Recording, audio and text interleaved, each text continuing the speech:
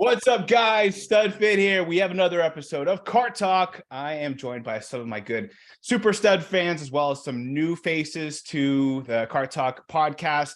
First of all, I have to give a huge shout out to Larry98. Obviously, you've seen a lot of him in the award ceremony as a lifetime achievement award. We've been shouting him out every single rundown because he is such a huge integral part of what we do at the in the rundown and all the content that we put out. But he's also a big part of everything behind the scenes when it comes to data, his sheets, and what drives a lot of insight to the community. So first of all, thank you for that. And also, second of all, and maybe the most glaring to the community, what do you think about your own tour, Larry98?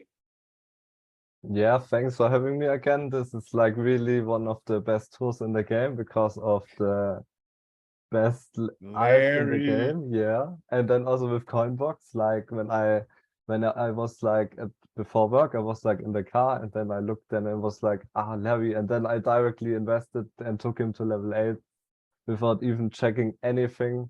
Even the skill? The skill, I mean, I see the skill, yeah, and then yeah. Because would you have done the same thing if it was dash ring or like banana cannon, banana barrels? I'm not sure, but it was like a coin box, and then I was like level 8 and quad capped, yeah. And I actually did a mistake and wasted €40 or $40 because I usually buy the rubies with my dollar account, so I check out the tour with my euro account, and then I had some rubies, and then I bought him 2 times, and then I switched to the other account, and I did the update there, and then I bought the rubies, and then I invested tickets, but then bought Larry because I was like very hyped, and then I bought him again even when he was already at level 8. So I got for the 150 rubies, I only got 6k coins back instead of the So what you're saying is you were so excited you wanted to take him past 8. I love it. That's the passion. That's what you got to love about Larry98. Good, man. We're excited to hear a little bit more about your excitement for this holiday tour. There's no one we wanted to be able to have on more than you, man. I'm so excited that you got your own alt, and having coin boxes on top of it is phenomenal. And then our other Super Stud member, the Frenzy fans. It's been awesome having you guys on periodically, but it's been a while. How are you guys doing? And welcome back. Doing well. Thanks for having us on, StudFit. Happy holidays to you and everyone. Yeah, we've just been busy. Now that we're closer to family, all of a sudden we're more involved in family life. When we were, 2 time zones away, we were just kind of like in our own little world, doing our own little thing. And now we're a whole lot more busy doing a whole lot more things. So yeah, stoked to be here though. Yeah. So yeah, we're super stoked, super happy to be on with you guys today. Awesome. Always a pleasure having you guys on, and glad you guys are close to family. That's phenomenal. TheGSeagle, this is your second time on. Welcome back, man. For those who, I'm not sure what episode it was, but it's been a while. Remind our friends and fans that are watching here how you got started playing the game, where you're calling from, and what you enjoy most about the game going on forward. Yeah, so it was a while ago when I last came on. I am from the UK. I've been playing this game since launch, since it came out, and I've been a gold pass player since launch. I'm pretty low on the whale scale. I've been primarily gold pass. I do get commemoratives like once, and I used to get some of the premium challenges when they had like some of my favorite drivers on, but I haven't been getting any of the recent ones. Yeah, I just like the meta of the game, trying to get as high as I can in the rank ups. I've been proud of being able to be at the max tier while having a fairly low paid account, primarily gold pass account, and I'm excited to be here. I'm happy that Larry actually got an alt of his favorite driver. I didn't even know the game lets you buy a driver you already have at 8. So I guess you took one for the team and showed us what happens. Now, TheGSeagle, you've done a couple big ACR runs this year. Well, I went for top 100 in the Piranha Plant Tour because Petey was a character that I'd been wanting to come to the game for a long time, and was really happy they came. And I got top 100 in his tour. I haven't gone for top 100 again, but I've gotten top 1000 several times without like trying much. But I generally don't go for it every tour because I just kind of can't be bothered. I just spend most of my time in the rank cups and EXP grinding because that takes a lot of time. Yeah, I'm sure you can help Luca out with that on the EXP grinding. But did you fill out a DKR sheet? How'd you do on the Piranha Plant Slide tour? So on that tour, I did fill it out. I think I got like 96%. I could have gone even higher probably because I already had like 95% going into like the second week, and I kind of like I knew I already had it at that point. But I had fun grinding most of the tracks that tour. I really liked Piranha Plant Slide, but that was also a point in the game where we were getting a bunch of the same tracks over and over. The RMX Vanilla Lake was kind of boring to see again. Did not like grinding that track. Yeah. Yeah. And you Overall, also fun are time. one of the 3 members, leading members of the GSG, the Green Sprout gang. Is that correct too? Yeah, although I don't know if I should really be leading them. I don't even have the green sprout, but Oh, what? Whoa, what? Whoa. You kidding me? All right, I know, it's a little we'll move on. We'll pretend I didn't ask that question. No, that just made my bombshell. day. Bombshell. Wow. Okay. All right. Hey guys, I move don't to- actually even play the game. I'm just kidding. We'll move on. Duly, what's going on, man? It's been a long time trying to get you on, but this is your very first time on Kart Talk. Excited to have you, man. So tell everyone where you're calling from, how you got started in the game, and what you enjoy the most. Sure. Pleasure to be on. It's been a long time, as you said, and I'm really glad that we could finally make this happen. So my moniker, my name is Duly. I'm from Canada, but I live in Spain currently, been here for about 7 years. I cannot boast about being a day 1 player, unfortunately. I am like a day 17 player. Doesn't sound as good. It's nowhere near as honorable. But I started a little bit late and I did not have Gold Pass. I actually missed out on Gold Dry Bones at the beginning because I wasn't Gold Pass. I joined shortly thereafter. I joined when the Gold Swooper was a Gold Pass gift. I'm not sure if many of you will remember those days. Those seems like so long ago. And I've gone through several sort of stages of marine life. I've been a dolphin. I've been a manatee. I've been a beaver. I think I'd say I was also a beaver. I mean, I've been a little bit of a beaver. But a beaver's a mammal, though, right? Okay, well, I guess a dolphin's a mammal too, though. So we'll the more you know. Thank you, StudFAM. I never really got to being a whale. I did buy packs on and off for a good amount of time, but since the pipes have gone away, I've totally stepped back and just am doing Gold Pass, and that's it. I'm not even buying the premium challenges anymore. So I'm sort of devolving back into a guppy. I'm not sure what you would call that on the scale, on the StudFit whale scale. I call it Little Nemo. Little Nemo. There you go. Yeah, we can be. I can be Dory. You can be Nemo. We're there. Yeah, we're floundering together. Perfect. So yeah, once again, thank you for having me on. And I just gotta say, going from the award ceremony to now, I didn't think you could look better apart from that Bowser Santa suit, so to speak. Yeah. But man, you sure know how to rock a tux, rock a suit, eh, StudFit? I appreciate it, man. I appreciate it.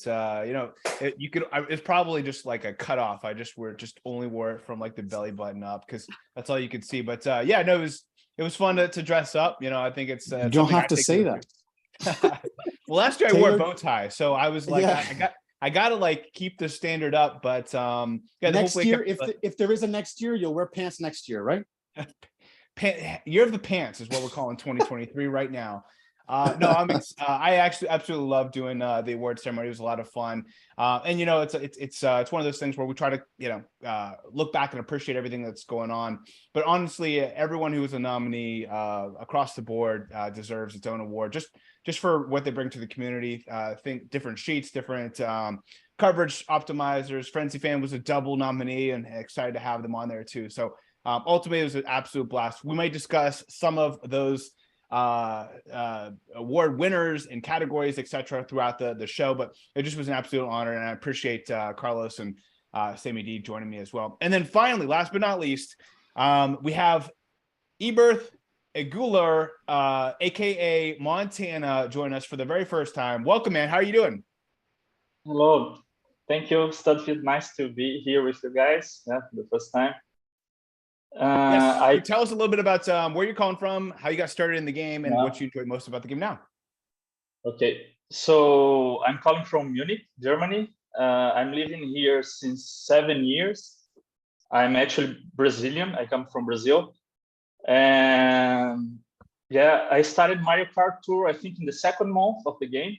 Actually, a couple of friends, I've been to the Mario world since I was a kid, so I love all the Mario games, Super Mario, even the really old ones, and especially the Nintendo 64 games. But then a friend of mine just told me, oh, there is a mobile game that we all thought in the beginning that was actually full multiplayer. So a lot of friends, we downloaded the game and started to play as a free-to-play in the beginning. So we got a little bit, so I didn't play that much in the beginning. I didn't get into the meta stuff and nothing like that. I think I began the gold play as a gold player pass when the multiplayer was available. I think in the beginning was a beta version, so only for the gold who had the gold player signature, and then I start to be, and that's when I got in really into the game. I started to watch YouTube videos with Carlos, and then Kart Life, and then you, and of course friends, and lately I'm watching to Draco.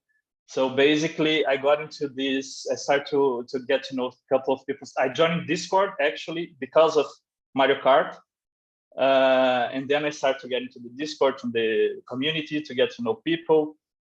And lately, I'm getting more into the meta stuff, into the sheets and everything. I went for my. I think last year I got a little bit. Today, I would say that in the scale, I'm like a dolphin, or maybe a little bit more than a dolphin, because I buy all the premium challenges usually. But the rubies, I don't just, it's not like before. I whaled a little bit in a couple of months, I think last year. And that really helped my account to get like the great drivers. I used a lot of the pipe pull era actually. Especially last year, I improved the level. I level up a lot of normal and some supers too. So yeah, now I think I can say I'm between dolphin. I don't consider myself a whale. Like I said, because I don't buy rubies anymore, but I buy all the premium challenges and some special items, like commemorative items. Sometimes I buy it too. But you also do go for all cup ranking pretty frequently. I think you're on quite a streak right now. Yeah, actually, I started to go. I'm into AC when I start to get more into the meta. I started first for the top 1,000. So I have, I think, a lot of top 1,000 badges. And then when I start to whale myself into the game, I went for some top 100. I think I have a streak of 5 or 6 in a row since the Bowser Tour, when they have the Bowser Doctor, I think. And it stopped in the Halloween.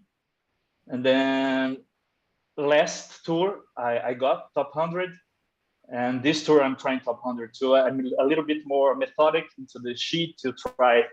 Last tour, I got 90% first time.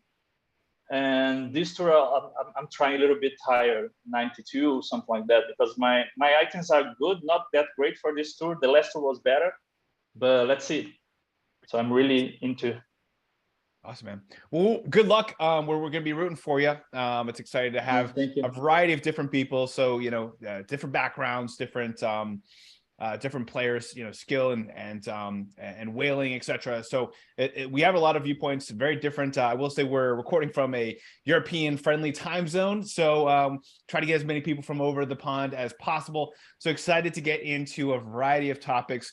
First, without going any further into the holiday tour or into the New Year's tour, because we'll get into a lot of that throughout this discussion, including also some daily selects, some other ranked options, etc. But before we did anything more, there was a question within the Mario Kart Tour Award Ceremony that I thought was one of the most interesting as we look back on this year. We're recording this in December, just I think 2 days before Christmas. So we're in a good vantage point to look back at 2022 and see what we enjoyed, things of our favorite, things that we really enjoyed about what Mario Kart Tour brought to our lives, and also the major changes that happened within the game. So this question's around the game changer of 2022. We had about 12 different options brought to the community, and you'll have to watch the video to find out who won this award. But I just want to get your opinions. What was your vote and why for game changer of 2022? Those options were the Mii suits and their base points, level 8, the quad cap, spotlight shop, now being able to purchase things with rubies, token pipes, those 31 pipe pulls that come from acquiring tokens, again assuming you get to all 31, battle mode and the introduction of battle tracks to all cup ranking, multiplayer pipes, the pipes that you pull, about 30 or so, that's from earning within the multiplayer functionality, removal of the gacha pipes, the premium challenge plus and plus, increase of cups from 12 cups to 15 cups in the all cup ranking, and then the flood of all these brand new tracks, sometimes 2 a tour, sometimes even more, introduced, and the proper introduction of Giant Banana. And there was a 13th one, which was the try again button. So we'll go in reverse order. We'll start with you, Montana. Eberth, tell us what was your vote for Game Changer of 22 and why? Yeah, I think I thought a lot about that. First, I think Spotlight, but I think the proper game changer for me, my point of view, was the Mii suits and the base points, because that is completely broken there. It got to a point now already that if you have even I'm even start to thinking about investing into some Miis that don't have the best skills, but because the base points, they still didn't have the base points and just getting higher and higher. So it's complete. I already have all my the coin boxers. Both of them I have triple cap. One I have fully maxed, the gold one, and the coin box head I have almost. I have triple cap. I have level 8 and triple cap, and the other one I have level 8 and quad cap. So, and I'm starting to invest into the banana, Mii suit, a couple of those step by step, the perennial plant. So I think, yeah, it's completely broken, this base point. So I think this definitely changed it, especially for my thinking about investment. So I'm holding more, even for example, the Larry out and Ty Daisy. Even Ty Daisy, that is super, it's a great, I still level 1 with Ty Daisy. So because I'm putting more into the Miis actually. Yeah. Okay. All right. Fair enough. Can't argue with that. Ulysses, what was your game changer of 2022?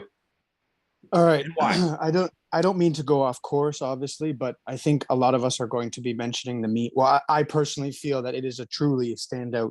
The only thing for me, I mean, I knew that it was broken with the Miis at the beginning, but I didn't have the resources to be able to follow that sort of game route, because I was, as soon as, well, these are going to be connected, obviously. So I'm going to mention a positive game changer and a negative game changer. I'm going to change the rules a little bit, because for me, the complete game changer has been the Mii suits and the base points, obviously. But at the beginning, I didn't have the rubies to spend because I wasn't really whaling. I was en route from, I was moving from a dolphin downwards slowly. And right when gacha was removed, I started buying all the Mii suits, because what am I doing? I've never had more than 400 or 500 rubies. And now I just don't understand how I have 6 and 7. It was just crazy. It's like, I have to spend them on something, because I don't want to buy a 17th alt of a cart, you know what I mean? The speedster, like how many speedster alts are they going to make? So for me, it's definitely the Mii's. But the negative game changer for me is absolutely the removal of gacha. I did not think that it would. I think that is what has been the beginning of the death knell of the game. I don't want to be too negative. I want to be more of a realist, but somehow I believe, or maybe it's not. Maybe it's not dying. Maybe it's just changing. As you said, it's going in a different direction. More younger players that are going to do the battle mode. Maybe they're selling so much of the course packs that they don't need as much of the resources as they did from Mario Kart Tour. I really don't get it. So for me, the positive game changer is definitely the Mii suits, and the negative game changer is the removal of gacha. Yeah, I mean, I could see people arguing that it's the other way around too. You know, it's interesting. It's just they just changed. You know, there's this. Some people don't like the Mii's and feel like that's a negative change, and other people, you know, miss the pipes. And as much as it was taking our money and our rubies, you know, that's what they enjoyed about the game. You know, there's been some talks of people say this is, you know, the last year of Mario Kart Tour. I don't think that's necessarily going to be the case, but there was this major change, and honestly, there was some news this past week about Epic Games and Fortnite that they had about a $500 million lawsuit, half of which came from, you know, some shadow patterns of making purchases too easy for children. And so I can understand in retrospect, you know, why Nintendo made this move, you know, and I think that they are pretty predatory in nature, making it too easy and the temptation to, but that's also, you know, it is kind of an addiction. I think that's also why people enjoy it for what it's worth. No, you're too. right. I mean, hashtag mental health moment. I definitely did not. I never gambled in my life. I never went to casinos. I never did any gacha. And Mario Kart Tour just got me that I never thought I would be lying in bed, going to bed, wishing that I had Hakama the first year. Man, I can't even like. And it's this one thought that sort of naggles at you throughout the day, because it's such a passing, you know what I mean? It's very fleeting. It's not, there's no real depth to it, but I mean, obviously not being a whale, it just eats at you. And I never thought that I would get it. So I am totally in favor of gacha being removed. It is a good thing. Absolutely. But I never, I mean, yeah, sorry. Let's get positive. My apologies. Yeah, no, I'm not a big gambler either. You know, I've gone to casinos many times, not spent a dime. Just, it's not really interesting to me. But you know, Mario Kart Tour, I mean, there is something even about the crapper 10 pulls. I mean, there'd be times where I'd just be bored with, you know, and just taking a break and would do a little 10 pull. So I mean, I think that is really tempting, and that's something that's it's probably for the best, and especially for my wallet too. But we'll move to GSeagle. Those singles. Sorry, singles. The days of singles are gone. For sure. GSeagle, what was your game changer of 2022? Well, I know this sounds a bit repetitive, but I'm also going to agree that the Mii suits were the big game changer for me. I mean, I think I have probably a unique pathway for a gold pass player, because I've been buying the Mii suits since every tour since they came out, even though most people who are in my position wouldn't be, and they've been really helpful. Genius. In, like, helping me compete. Even Has with it been my hard? Like, kart and gliders. Has it been hard just honestly, only investing in basically every tour? That's where your rubies are going? To be honest, I always had a lot of rubies spare, even when I did, even by doing that. I feel like people kind of exaggerated how much of a drain on your rubies they were. I mean, I obviously probably didn't put as much as you guys either, but I always had enough rubies to pull for like the new coin boxes when I needed them. So I don't think it was as hard as it might sound, but like if you're getting caught up by like the slight gambling addict and you want to pull every now and then it's obviously going to be a lot harder to hold on to the rubies you need to do that. It's a lot easier to buy them now though with the Spotlight shop, because they're just a lot cheaper than everything that's there. Yeah. I mean, I think the thing with Mii's is like before Mii's came out, when I'm thinking about the meta, I was like very focused. It's like, I'll only use tickets on coin boxes. I only need to pull for coin boxes. And that's all I was doing beforehand. But now with Mii's, I'm thinking about, oh, there's this King Boo Mii that really good for me. And I just invested in the Santa Mii this tour. And, you know, before this year, I actually hadn't invested in any Lucky 7 drivers, but with the Mii's, Wow. it's now something that I'm considering doing. And even now with how high the base points are, like a few days ago, I was even thinking about the non-plus skill Miis. Like I was looking at that cheap Mii, you know, the meme bubble Mii. It actually has some really good tracks, and I'm like, wow, I'm actually considering doing that at some point. So I think the Miis has really changed the way I've been playing the game compared to like a lot of the other things. No, that's a good answer. And we could be talking about Miis for a whole episode if we wanted to. There's so much to discuss. So it's okay if it's a little repetitive. Frenzy fans, guy and girl, what would you say your your game changer of 2022 is?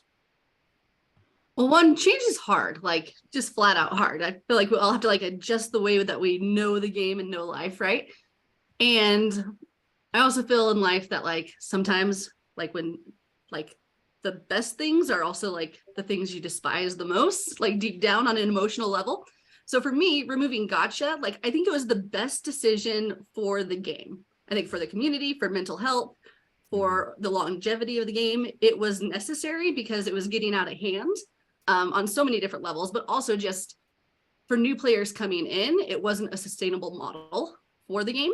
That being said, like I miss it the most. Like I am not a gambler at all. So like when I was a kid, I think I was like 13, my mom was like, hey, let's go to this little local casino and have some fun. And I was like, okay, let's do it. But I hated gambling. Like I was so against the idea. So she's like, I'm gonna give you $20, but you have to spend it like doing something. And I was like, okay. So I like went to a vending machine and I was like, guaranteed win, right? Like, like that was Good my ROI, thing. good ROI. Right. But when it came to Mario Kart, it was the first time I ever found myself like, I think I justified it in my head as like, this is a game. This is fun. Like I could spend this money being way into like golfing, like a lot of people, or way into collecting other things. So for me, this was just like a game, even though there's the gambling element. But I think gacha pipes, for me at least, were like the funnest part of the game. And so having them removed, but on the same aspect, I think as like a casual player, they were super fun. And I missed the whole Mii suit wave at the beginning. Like I wasn't really into the Miis. And I know that some people like went all in on them. But for me, I was like, I didn't know if they were going to stick around. They weren't the cutest to me at the beginning, though Wafflehead has convinced me otherwise. But I don't know. Anyways, yeah, I'm gonna stick with gacha pipes being removed. You gotta invest based on cuteness. I don't blame you. That's how you win the game. Let's get Waffle Me, Gegshi, all the things. Surefire meta data right there. I like it. I like it. I think I'm gonna have to concur, but with a little bit of a curveball. I know everyone says that like gacha is gambling. To be honest, though, was it? How did you feel? Okay, hold on. Except for the Mario pipe and the gold chuck pipe, I believe that those two were the only legitimate gambling pipes. There may have been a couple other special pipes where the item that you were trying to get that you wanted that was new to the game wasn't a spotlight.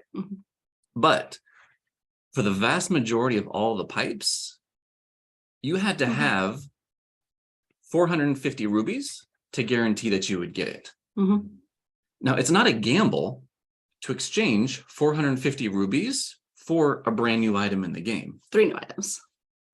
Yeah. Sometimes it was only 1. Yeah. Point being, Like Silver King. It was guaranteed. Yeah, exactly. It was guaranteed though. Gambling, you're not guaranteed when you sit down at like blackjack or a slot machine that you are going to get the most valuable outcome from that if you put down like $100, right?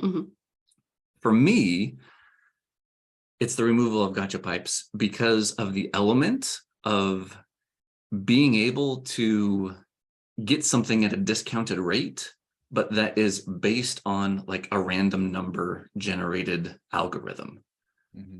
So like, how fun is it? Just how much emotion do you get when you get the spotlight driver out of your free like 2 or 3 pulls that they used to give you like for just getting so many stars, right? Like I remember it was the first like Halloween tour where you didn't have top shelf for one of the courses and Mario Halloween was one of them, and you got him in one of your free pipes. That was so fun. You were screaming so loud. You had so much joy. He's still at level 1 for you. Totally. You used him on that one track, but just that feeling of oh my gosh, I just got lucky. Because it's really the feeling of, oh, I've earned these 450 rubies, or how many rubies you have, and now I don't necessarily have to use them all on this particular item. I can put them in the bank. I can save them for a rainy day. I can save them for some other time and use them on something in the future, with the intent of having that 450 that you need in order to be able to guarantee getting that thing. So yeah, I understand the mechanics of gacha. Everyone says that gacha is like directly equated to gambling. They're cousins. Undertones, but they are not the same exact thing. And to me, I just think that removing that whole aspect of the game, that whole mechanic, has changed. It's no longer the same game, because you no longer open up your Spotlight shop and you're like, yes, I got Peach happy for the 5th time this tour. Like, no. Yeah, no, it's fair. It's just not as big of a deal anymore. If Frenzy Fans plays, sorry, Studfit. Go ahead. If Frenzy Fans guy plays a penny slot machine in a forest and not a casino, is it gambling? I guess we'll never know. I guess we'll never know. No, I mean, I think that argument that it's not gambling is completely valid. I think you make a really, really good point. Yeah, that's good. There are some other predatory, tactics where, you're like, I'll just do a 10 pull to get this one item. You don't get it. And so then you double click your phone, and next thing you know, you got, 20 rubies, 40 rubies at your disposal. You pull again and you don't get it. And then, you double click it again. Next thing you know, so like maybe it's not gambling, but there's that predatory gacha element has impacted people in a negatively financial way. That they probably felt like they were out of control. And I know that out of control feeling for a lot of people, it's different from gambling, but it's I kind of like it's cousins to whatever gambling in real life would be. But I agree. There's a temptation that this could have been out of control. And you know what? I don't have like I didn't move my compulsion to pull into something else after gacha was gone. Like I don't go to like I don't buy lottery tickets or anything else. Like, did. Did you go into some kind of like applying that addiction somewhere else? Oh yeah. Tell us about it. Soccer, football cards. Yeah. I need help. Send help. Well, talking about cards, maybe we'll come back to that. Larry 98, I want to hear your icebreaker, and also reveal your brand new cards that you've been making. Tell us about those. And so okay, I can first talk about the cards. So yeah, I'm basically printing them all out. Cool. We bought a new printer because our older printer was like from 2009. So, and then I was like, now I have a good printer, so I can print out a few of them. Do you happen to have a special Yoshi? Yeah, and I already have it here. The special Yoshi, the Yoshi gold egg, gold something. Yes. Oh. He's so cute. Gold something on the bottom. I love it. Very cool. Yeah. And then you have the new Larry, I assume. Yeah, and I have the new Larry, yeah. But Ta-da! It's not in your wallet. You don't keep it in your wallet. I mean, I can also print it out 2 times or 3 times. So when are these going to be released in packs? Are these going to be available to the general public? I can provide the pictures, but not the material itself. Yeah, but I want to print down all of them, so it's like, I don't know, 700 or something cards. Yeah, but yeah, it will take a while. Yeah, until that's awesome. To do Very that. Cool. Well, tell us about your game changer of 2022 now. Yeah, for me it's also the gacha pipes, because it completely changed how the game works. And even when I really like the pipes, especially with Frenzy Fans, the from a collector perspective, it's now much easier to just get the new item, and the pipe. And if Nintendo wouldn't be that greedy sometimes, then the pipe system would have been better, because there are like times where you put like a non-spot like in a special pipe, like the gold Toby balloons, which cost me 1080 rupees, and the gold bullet blaster, which was also like over 1000 rupees. And Wow. and then also things like if you just put like a new item in the second week pipe, and then you already have all the items, and then you have to pull for that, and then they also made it so that because the new collectors will pull on every pipe, then they will make it like the week 1 pipe has new stuff, the week 2 pipe has new stuff, and the special pipe.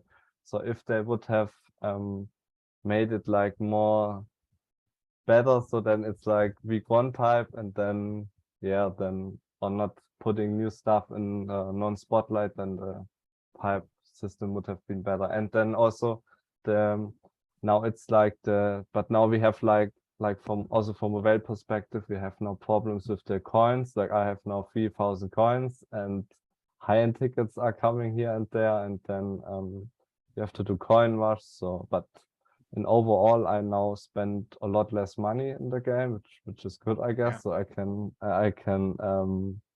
buy more.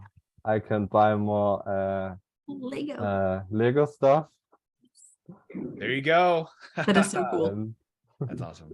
yeah, and then also with the premium challenges, like always get like a lot of tickets. So that's also good. Yeah, but they have to make the prices of the spotlight shop a little bit down, because like I mean now they reduced it for Levy, but otherwise you have to think like you're paying 40 euro for one driver in the game, and for that price you could like I think that now opens like my eyes, like, because if you're pulling the pipe, you not really know like how much is it. Maybe I get it now, maybe I get it here. But if you like now here now you have to pay 150 rupees, which is 40 euro. Yeah, so then you know that. So if there's a coinbox driver in the spotlight shop, I won't buy them. It's just too much for that. Besides the best driver. Best tour ever. Let's get into the best tour ever. We're now in the holiday tour. We have this brand new Larry Alt. First, kind of want to ask the question, what do you think about our very first small driver hitbox coinbox driver in the last 2 years? Specifically, does the size hold you back from investing in it, or did you see that level 8 unlock last week in ranked with the reindeer me carrot dangling there, and you just pulled the trigger? What are your thoughts on how it impacts the meta? Anyone can jump in and answer this. So I bought it right away. One, he's a coin boxer, and he's adorable and cute. I tried to match him today the best I could, but I'm just excited to have him in my account. As far as the way I play the game, I play for ranked essentially, and he didn't do anything for me, even though he was a double feature. Like if you had taken him to level 8 right away, because I have King Mario and Gold Chuck. In ranked, he didn't really serve my account a whole lot, so I'm holding off, but I really hope that I do need him at some point in time. Yeah, I ended up getting him, and I took him to level 6 just for, what was it, the Vancouver track last week in ranked, because I didn't really have any other really good. I think they were all like driver like level 1 and level 2s, and so getting him to level 6 was good. And yeah, like there's this kind of a stigma to like the size, king coinbox is king, but I think we've kind of like over glorified like hitbox, and to the point where I feel like if something isn't the biggest and best, that we almost think that like we get negative points for acquiring it and using it. But when I use it in Vancouver, I ended up getting like a 44 coinbox frenzy and got 33 coins several times out of it. Not every time, granted, like he is smaller. But if you're using large off-roader, I'm just curious. I I was using Piranha Plant Pipes, which is Okay. A massive cart, large yeah. cart. Yeah. I think a large cart helps compensate for him. Yeah. So if you do have a small driver, you can kind of compensate for that a little bit with a larger cart. Point being, though, is if you don't have something good for that particular course and you have a small coinbox driver, I don't know how many times I've gotten like 220 actions on a Dino Jungle with Gold Koopa free running. It's a great course. He's the driver that I have there, and I get the actions that I need, and I can compete just fine.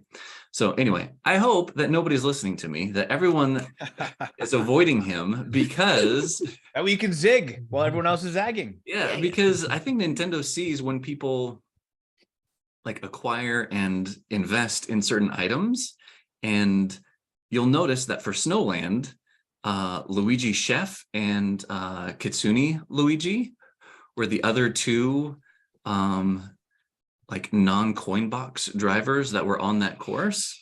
And I think that those are drivers. First of all, those are the only two drivers that have come to the Spotlight Shop that are like new, introduced to the game, if I'm not wrong. That's what I was gonna say. And I don't think I've seen, I mean, I'm in our Discord and lots of people's Discord, I don't see anyone flexing like a level 8 Luigi, like one of these new ones. And I think Nintendo knows that, and that they're going to be putting these items that aren't necessarily like Meowsers of the year into these courses that are going to be hard to roster. Now, putting a driver in a hard to roster course and having that driver be like the best driver of the entire year, they are different things. You need both of them, right, in order to be able to compete at the level that you want to compete at. But yeah, I was really hoping that my competition last week was going to force me to take him to level 8, but I didn't need to. And so he's still at level 6, double uncapped. But yeah, I'm going to be using him again this week. Like, it was kind of nice that he was going to be a triple feature. Unless you took him to 8, then he was double. Like, I think that was considerate. But like Frenzy Fangirl says, she's got gold charging Chuck, which I ended up getting in the Spotlight Shop just to barely, like, pretty much acquire him. I haven't used him at all. Same with Gold PD. I have him at level 2. Like, these drivers just haven't been like required to level up to complete the goals that I have for myself in the game. And so when we had our like tour reaction, you had made the good comment of, it looks like if you didn't get King Mario and you didn't get gold charging Chuck, it seems like there's a lot of overlap with Larry Wintertime. And so by going with Larry Wintertime, if you didn't get King Mario, that gives you the option in some of those tracks. So anyway, I'm all for him. I wish I could take him to 8 and like have it be like make sense, ticket wise, but I didn't. He's still level 6, but that doesn't mean that he can't. It's a lot easier to start at 6 and go to 8 than it is to go to 8 and be like, oh man, I wish I just kept him at 6. I didn't need to take him to 8. But shout out to the developers. Like, they really nailed the design. Like, I think just from an aesthetic standpoint, like, he is cute as heck. He's a coin box. I don't know. I think you can't go wrong with him. And his call out when you'd click on him. Yeah, exactly. Yeah. He's slightly chunkier than you might think. No, he's got a little bit of chunk to him. No. It's the holiday. It's the Christmas 15 pounds. There you go. It's the holiday food that he's been eating too much of. Duly, were you gonna piggyback off of some of that? Yes, I would love to. I bought Larry right away, and he's gonna be a bit of a dust collector, methinks. I left him at 1. I have PD pretty high. I have King Mario, well, pretty high. I mean, 7. For me, 7 is high. I have PD at like 7 and twice uncapped, and the King thrice uncapped. I might be one of the only few sort of weirdos, but I took Santa Me to 6 and double uncapped him just for the base points. And I might even do some runs with him on the 2 ranked tracks, or sorry, one of the ranked tracks this week, just for fun, just because, like, I don't know, with that DK Summit, sometimes the ramps are just insane. And like, if you don't get the coinbox frenzies in the right spot, it doesn't really, I don't know, it seems pretty lackluster, to be honest. So I'm keeping Larry pretty low for now. I mean, when the time comes, I might need him. I remember a long time ago when I took Tuxedo high, he sat on the shelf for like 8 months, which is always what happens. And then sort of they get reintroduced.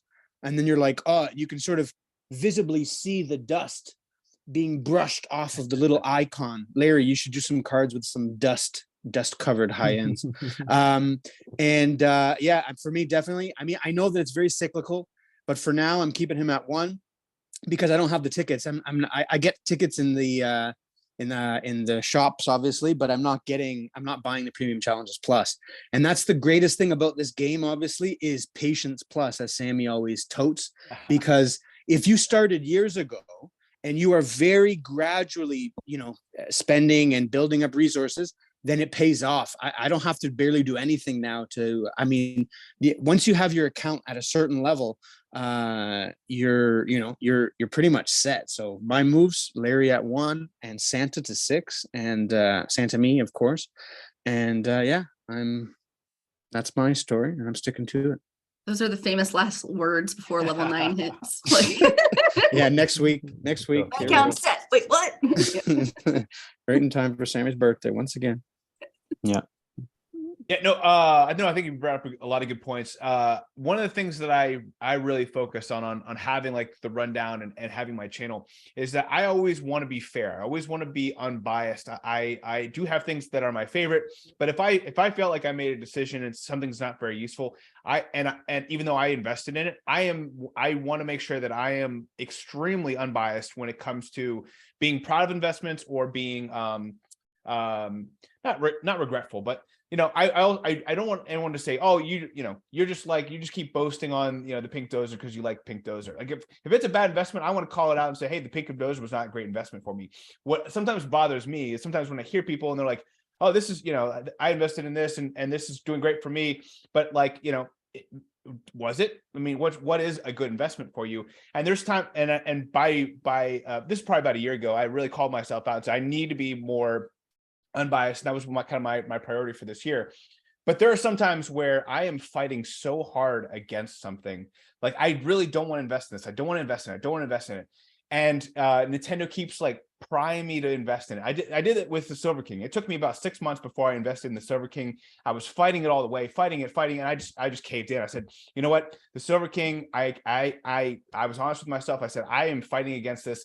I did not want to invest in it because I felt like other things were doing really well for my account, but it made too much sense for me to invest in it. And I called myself out on it and I invested in it, took it to, a max level. And, I think that's really important for me, for my channel. And not everyone shouldn't be a priority for everybody, but for me, like I can already tell Larry Wintertime, I'm already fighting against him. Like even in last week in ranked, I was using Volendam and I could have easily just thrown some tickets on Larry and would have gotten a much higher points there. And last week I used the cheap me suit at level 1, got a double coin frenzy, and I could have easily taken Larry up and taken him to level 8.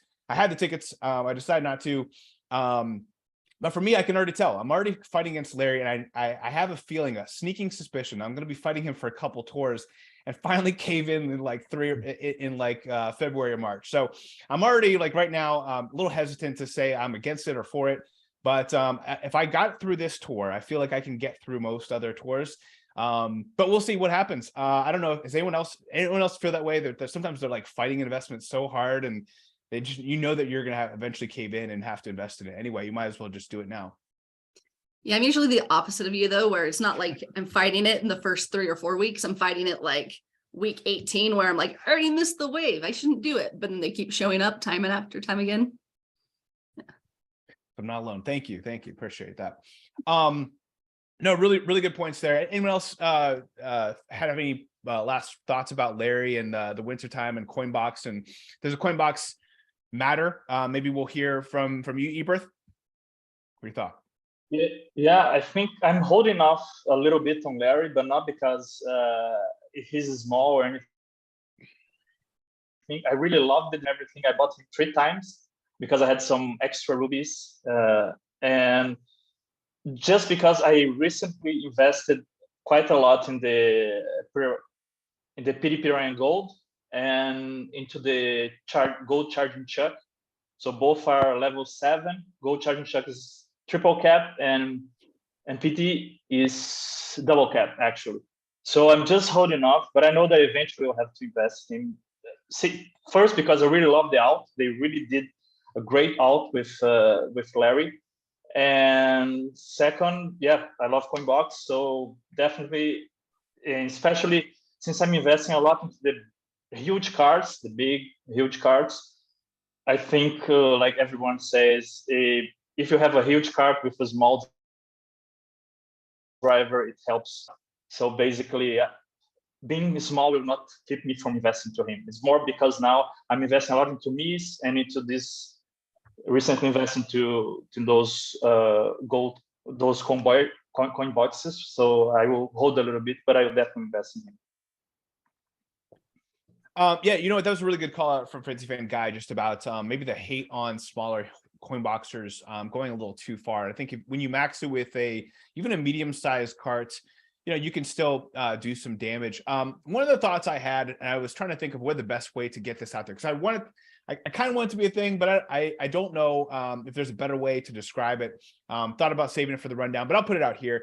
One of the things that specifically around Larry is having what a term that I'm coining, which is minimum viable hitbox, MVH, meaning that in business, a lot of times when you're trying to put out a new product, you want to have a minimal viable product, meaning how quickly can we get something to market? What's the minimum amount of work that we have to be able to have something viable for the community? So I want to think about it like this, like where I draw the line on minimal viable hitbox is if I'm going up a jump boost and I can get 2 coins, one to my left and one to my right. If I'm going in the middle, I can get 2 coins. That's my line. That's my Mendoza line. That's my minimal viable hitbox. Where if I'm missing both of those coins, I have a problem. I have to think about something else. So either a bigger cart or a bigger coinbox driver, or maybe using a lucky 7 driver instead in a situation like, you know, say DK Summit, etc. But I do think this is really important. If you're using a product cart, like product pipes cart, like you're mentioning, Frenzy Fans Guy, then you can get away with a lot of, you know, smaller hitboxes. You can get away with a gold Mii suit instead of a Meowser, or you can get away with a Larry Wintertime. But if you're using something like a Cat Cruiser, or you're using something really teeny tiny, and so one of the thoughts I had is, you know, even like with our carts, sometimes we think too much about the hitbox of the carts. Like I really love my Tropical Truck. It's my favorite looking cart in the game. And you know, with a medium-sized driver like Tide Daisy, which they pair sometimes together, or Gold Mii Racing Suit, oftentimes I can still get those 2 coins on most jump boosts. Now, sometimes the coins are spaced differently, so it depends. But I can consistently get a lot of times 2 coins with that setup. But if I'm using Larry Wintertime and the Tropical Truck, my fear is that I may not hit that threshold. I may not pass that Mendoza line, that minimum viable hitbox. So I don't know if you guys think about that. Does that help add things, or does that make it more confusing when you're thinking about hitboxes and trying to get as many coins from these coinbox drivers? So you're saying size doesn't matter. It's just how you use it. You know what, Duly? Yes or yes or no? Yes or no, StudFit? Yeah. I mean, that's a question I get a lot. No. I think it's a really good point. I have to agree with you there. But no, I mean, I think when it comes to a coinbox driver, if you're already investing in the meta large carts, I think you can get away with whatever size coinbox driver. It's about coverage and coinbox, and you know, you'll make the rest of it matter. If you're using Prana pipes, you're using Moo off-roader, you're using these big size carts, then it doesn't really matter what coinbox driver you're using. What are your thoughts? I mean, I've been thinking about something similar recently, like with respect to cost. Like, what's the smallest car that I'm willing to invest in now? Because I've been kind of traumatized by a Grey Cat Cruiser recently, using that on Riverside Park. But I suppose if you add drivers into the mix, like I was thinking earlier today, the Tropical Truck, maybe like Cooper King, like size is probably the lowest I'd go. But if you're thinking about Larry, then you might want to think, okay, if I'm going to be using him, I would want something bigger, maybe more around the prototypes. If you're using a large hitbox, you might be like, all right, I'll go down to Badwagons. I'm willing to invest in that. I mean, I bought Larry as well for a stash, 105 rubies for a new coin boxer. Kind of a steal, maybe, but I haven't invested in him yet because I've invested in King and Gold Chuck, like some others here. So for me, unless I took him to 8, which doesn't have the tickets to do, Larry wasn't helpful for this rank.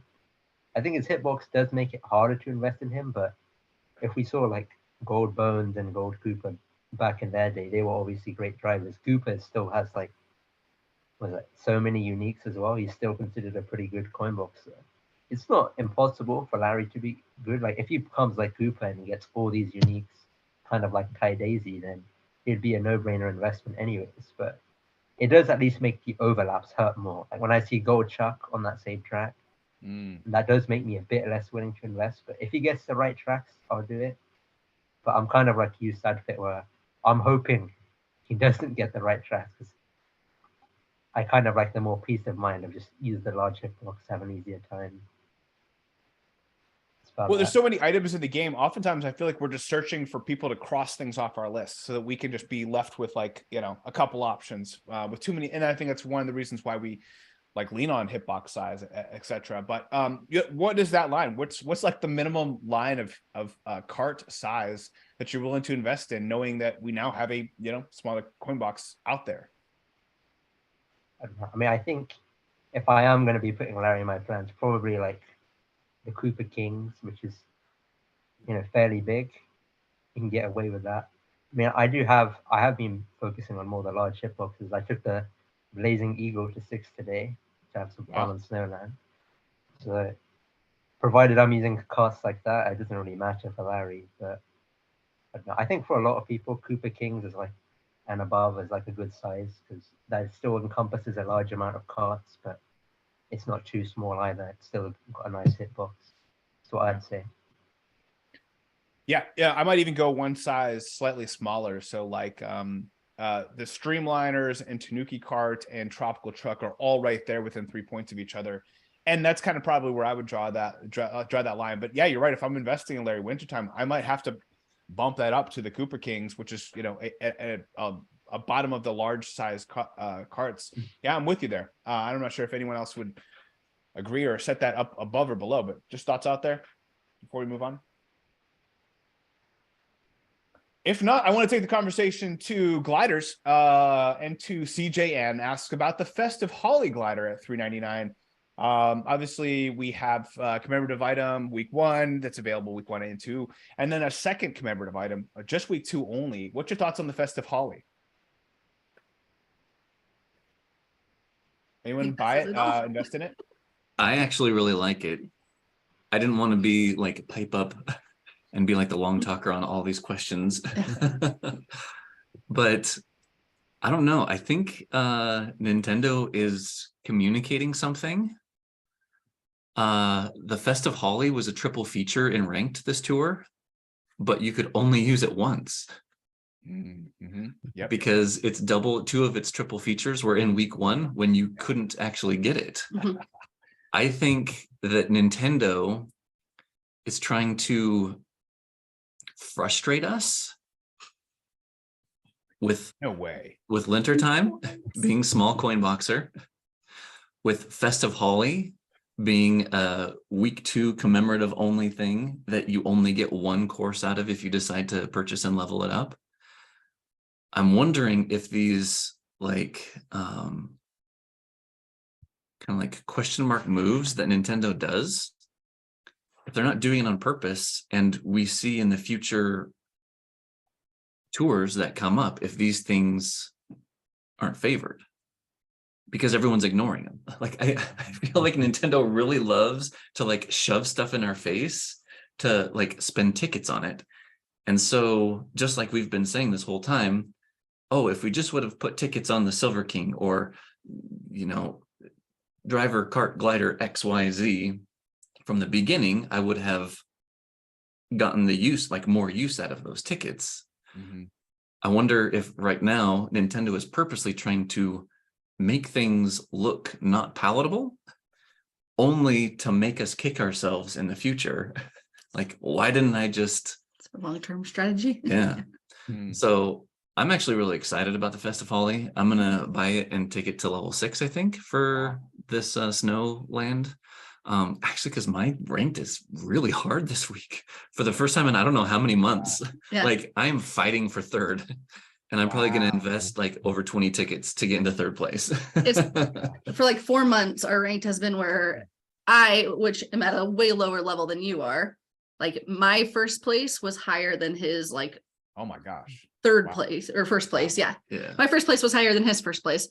But this week you have it rough. Yeah. This is the first week I'm like, oh, I don't have to work as hard as you. I haven't spent a ticket since the Bowser Tour. Yeah.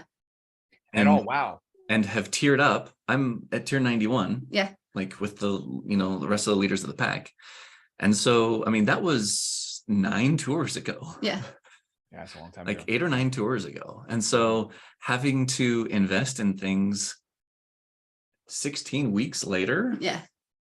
I have a better ticket stash now than I did in the Bowser Tour for my top 10 Run. for my top 10 run by far. And so I think right now the well is running dry, and I just need to start investing, like acquiring and investing things. That you can only go so far, like with like a level 1 driver, level 3 cart, and level 3 glider, which is what last week's Snowland was. And you still got first. Yeah. Well, so I know that the Snow Crystals is a big favorite of yours, and it also has a lot of tracks this tour. Any overlap between the two? Is that causing any hesitation? I don't know. I don't even think I have like 600,000 points yet. There are so many courses that I have yet to play. I have no idea. Okay. I'm not planning on taking the Festivali up to 8, just 6 for ranked purposes. Larry, my 98 might be able to. Yeah, I can check it. He's the master of all things data these days. But yeah, I don't know. I kind of think that maybe the Festivali is going to be the Snow Crystals of 2023 for me. And I did notice too on the best of 2022 that the best commemorative item for 2023, the Festivali didn't even make the cut. And so I'm curious if next year, if the Festivali ends up being OP, and we look back and see that it didn't make the cut because it was like this week 2 thing that kind of happened after you had done like your polls and everything. I don't know. I'm just saying. I do think it's interesting that they had it ranked twice in week 1, and they didn't have it available when this is like the first time that they're introducing something like a commemorative item in week 2 only. I think all of that is really strange. Feels a little bit too deliberate. I don't know what to interpret from it, but it is definitely a red flag. I don't know what it could mean. Just from looking at its initial coverage, it's just got a lot of wintertime tracks, which we actually have a question coming up for the New Year's tour about. It looks like next tour we don't have a lot of winter tracks. I think we were expecting with like a wintertime celebration. And I know you and I have had a lot of discussions in the Discord channel about holiday items or winter items. What? Really? Yeah. So, I don't know what to think. But maybe Larry can give us some more insight, overlap with Snow Crystals and the Holly. So yeah, it has two overlaps, but It's not bad. not seeing where it has the overlaps because they're I think I remember seeing that there is quite a bit of overlap. But it's one on Vancouver one time. The Wonderful Wings and the 8-bit 1-up. So I think of its like 8 courses, I think it gives me like 3 if I were to take it to 6 that I would use it on, because I have these other gliders. But I remember back in the day, I was seriously I had a hard time leveling up the Wonderful Wings. Mm-hmm. Like we had a live stream on it because I was like, should I take this to 8? Because I think it unlocked some course for ranked. It's like a Mushroom Gorge or something. And my reservation was how much overlap it had with other gliders that I already had at high levels. So now I'm seeing the same thing with the Festive Holly, how it has over 50% of overlap with gliders that I already have at high levels. The Wonderful Wings has been amazing though, because it keeps on getting new buffs. Yeah. Isn't it And crazy? so Yeah. I just think that there are all of these strikes against the Festive Holly that just makes me think that there's no way that they're going to ignore it. I think you should go hard into it and StudFit should refuse to do it. And we should see like Yes. how it pans out again. Yeah. Yeah, I have no problem doing that. Yeah, we can do that. Yeah, no problem there. Anyone else want to mention anything about the Festive Holly? I mean, a frenzy fan guy, if it makes you feel any better, this is just its debut tour and it's seen all the snow tracks now. So if it's going to get buffs, it's likely to get buffs on all those new tracks in the coming tours. So there's a good chance there. I think the commemorative in week 2, I don't know if Nintendo intended for it to be 2 features in week 1, but I think it's supposed to be, it might become a more normal thing now because the commemoratives might be replacing packs. Like they removed the high ends from the Ruby packs, but now they offer them for cheaper in commemoratives. And if that is like their strategy, I think it might be more beneficial to them in terms of making money, because a lot of people, like when you see something cool like a Black Star shoot or Cact B in a pack, it's a cool item, but you're not going to spend like 20-40 bucks on it. But if it's in a $3-4 buck commemorative, you're going to get a lot more people spending on that item, and they might be making more money from a whole bunch of people spending little amounts instead of the few like whales just buying the big packs. So I think that's what their strategy is. Yeah. Oh, sorry. I was going to say, I would love that data. I would love to know, to compare, when it was a $40, 40 euro pound pack compared to the commemorative Moo Moo. It's like, what are the differences? How many people bought, or how much money? Because I guess the only thing they really care about is the dollar signs. How much money did they make off of the Cact B or the Cact X or whatever, compared to the Moo Moo off-road? I would love that data. Larry, can you get me that information or what? I can see if Well, actually, that's actually a good lead for a question from Matt Aldridge, who has a YouTube channel. You definitely should check him out. Yes, Nintendo Mobile is a business, and as such, need to balance customer satisfaction, sustainable business performance. Recently, we've seen a lot of change to the Mario Kart Tour economy with removal of the gacha, and now we have new items being introduced, shaking up the buffing patterns, and even the value of items. Like, for instance, this tour, we have a brand new coinbox driver for 105 rubies, a 45 ruby discount. What kind of customer data points do you think Nintendo's finance team are looking at right now? And if you had 5 minutes in the Shark Tank with the Nintendo executives as a super fan advisor, what would be the key message or advice about how to keep Mario Kart Tour players happy and the revenue coming in?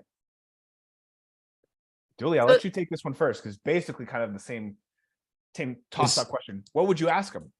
It's such a good question. Because I would love to be a fly on the wall and just, well, I don't know Japanese. I know Spanish and English, but I think it's getting to be like a crisis room. I can imagine like massive flow charts and like arrows going down and measuring many different numbers, because I this is sort of what we've been talking about on all of the Discords as well, is that, Nintendo was never really connected to the player base that well to begin with, but they're just going off the rails and just making these decisions. Maybe it's because I don't know what's happening. Maybe they're trying to kill the game to come out with the next Mario Kart for Switch or another Mario Kart mobile game. We have no idea. Obviously you'd think we would have known by now, but I just don't understand what is happening. And I would love to ask them several questions, such as that, is why did they remove the items from the packs? Why did they make it like a ranked driven reward process? Why, you know what I mean? And like, why aren't they coming out with more drivers? Why have they chosen tracks over drivers? Like, I love the new tracks. I always love seeing the retros coming back and the nitros coming. But like, how can you have 10 tours and the only new drivers have been like 3 Luigi? You know what I mean? It just doesn't make, like, have they lost all the files and all they have left is Luigi now? And like, you know what I mean? I just don't, I have so many questions. I don't have enough time to properly answer this question, which is a great question, by the way. But I personally, I always like to consider myself more of a realist than a pessimist, but I think it's got to be tanking. I mean, but maybe this is what I alluded to earlier, that they're maybe with battles and maybe with the commemoratives, they're making enough money that they don't care about coming out with new drivers, that they already have, 740, whatever, you know what I mean, items that they don't really, maybe they're not concerned. I mean, I don't know. I really would love an interview with somebody. I would love to moderate that, because so many questions. So I don't have their analytics or data or anything like that, but building digital, like, online businesses and selling digital products is what I do for a living for companies. And it is way easier. Like, it's a way more sustainable business model to launch high ticket items when you're first starting out. So in doing so, there's tons of different pros, right? But you attract like true fans, you attract people who are all invested, AKA in the Mario Kart world, the whales, right? The whales are the ones who are building the game's revenue at the beginning. And because they're so invested, they're the ones who are going to talk about your business, AKA Mario Kart, the most, right? And then it's very common with digital sales that once you hit like an apex, like a certain number of users, you transition from high ticket to low ticket, which is these commemorative items, because now you have, I don't know what their numbers are or if this is even their strategy, but if you only have in the first year, let's say like 100,000 people playing the game, if you're trying to make a revenue off of a $3 pack, it's not a sustainable business model. You sell the high packs, but then once you get your user base up to 1 million, 2 million players and start selling the user, like the low ticket items, revenue is way higher doing that than going after like the elite fans. So I kind of think, I don't know what their numbers are, and I'm totally speaking just from like my own personal little niche and experience in life, but I think it's the opposite. I don't think it's that Nintendo or Mario Kart Tour is tanking. I think you have a lot more just daily casual players who are willing to drop $3 than you have whales that are willing to drop, like Larry and StudFit, who are collectors and like way into the game, who are willing to be like, I don't care what it takes. Like, I'm totally happy to spend $200-300 a month because this is my love and my game and my hobbies. I don't know what you guys actually spend, but you know what I mean? Yeah, anyways, that's my take on it. And also, it's interesting to see that this transition happened when the downloadable content for Mario Kart Deluxe transitioned, because when Mario Kart Tour and Mario Kart 8 Deluxe were two separate entities, how often did we hear the argument of, oh my gosh, you're spending $40 for one item in the game when I can spend $40 to buy an entire game on the Switch? Yeah. You have that mentality of people that are playing Mario Kart 8. Yeah. If you, Nintendo, are trying to bring people from Mario Kart 8 over to Tour, there's no way that you can sell Mario Kart 8 Deluxe for $60 and then also ask continuously to have these new players spend $40 on a new item a couple of 3 times every tour. $4 though, a tenth of that price now and we need to stop calling it commemorative, because it's not commemorative if we have 1 or 2 of these every single tour. It's not commemorative, people. It's just the week 1 banner, the week 2 banner. It's just a tenth of the price now. But they're not selling stuff at $20 and $40 anymore, because they've transitioned who their target audience is, who their demographic is. And yeah, just like you were saying, I'd be willing to bet that for every one person that would buy something at $40, right now they're probably getting more than the 10 to make up for, if not 20 or 30 people now being willing to spend $4 on that same thing. So yeah, I don't see it as a negative downward trend or spiral. I think it's, these guys have so many PhDs in game theory, and like they know exactly what they're doing. Like, I love that you just said what you did with how when something first comes out, how you go towards those big spenders, the the fanboys, and then you have to transition, you have to evolve in order to be able to continue that upward increase. So additionally, those fanboys do get burnt out, and they say, what, I just can't, this is not sustainable, and then they just kind of slowly drop like flies. We saw a lot of whales leave the game when level 8 came out, because they said, what, for me to be able to compete at the same level I was, I just have I have to keep spending this much more money, and I just can't do that. So I think that's kind of right when that tipping point hit. And then a second tipping point also hit, when the gacha pipes went away. But I think their growth strategy is more about how many larger pools can we get this game in front of.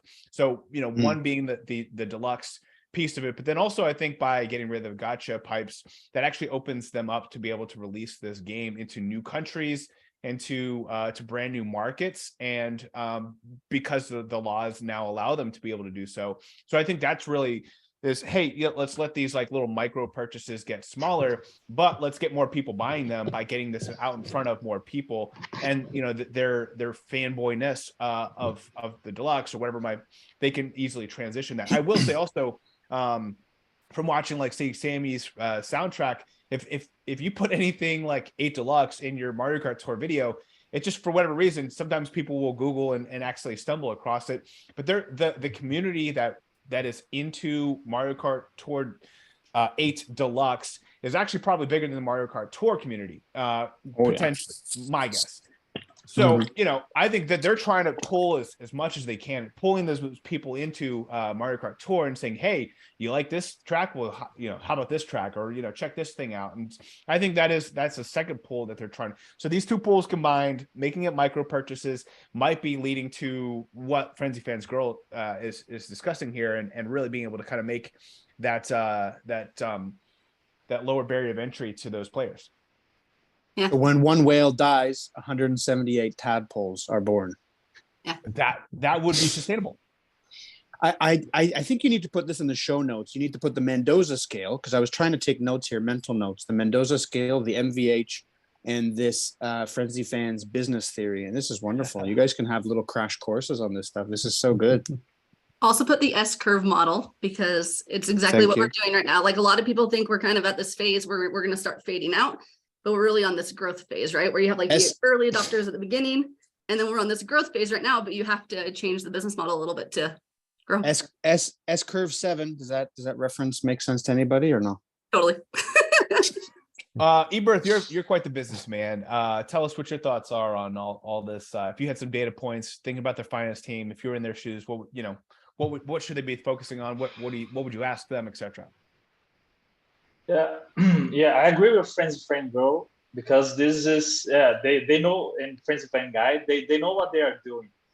In the end, I think it makes sense that in the beginning of the game, the whales basically were bringing the revenue to the game, and now they want to actually attract more people. So with cheaper micro cells inside the game, I think it's better, because a lot of people that were not thinking in buying some stuff, maybe it's cool looking item here, okay, $4, €5, not okay, it's not that much. Maybe instead of spend like 40 or 20 euros in one pack. So yeah, I think basically they know what they're doing. The only thing that I still don't understand, what they are not bringing to the game, is the comms, because I think the community we want the Kongs to come, and they never brings. The last one was Diddy or Funky Kong, I think. Oh, Dixie. DK Junior. Dixie, yeah, Dixie Kong, DK yeah. Junior. Yeah. How have we gone 90 minutes without a Kong, without a mention of a Kong? If you're playing the Kart Talk drinking game or the bingo card, yeah, the Kongs has got to be, I can't believe we've taken this long to mention it, but yeah.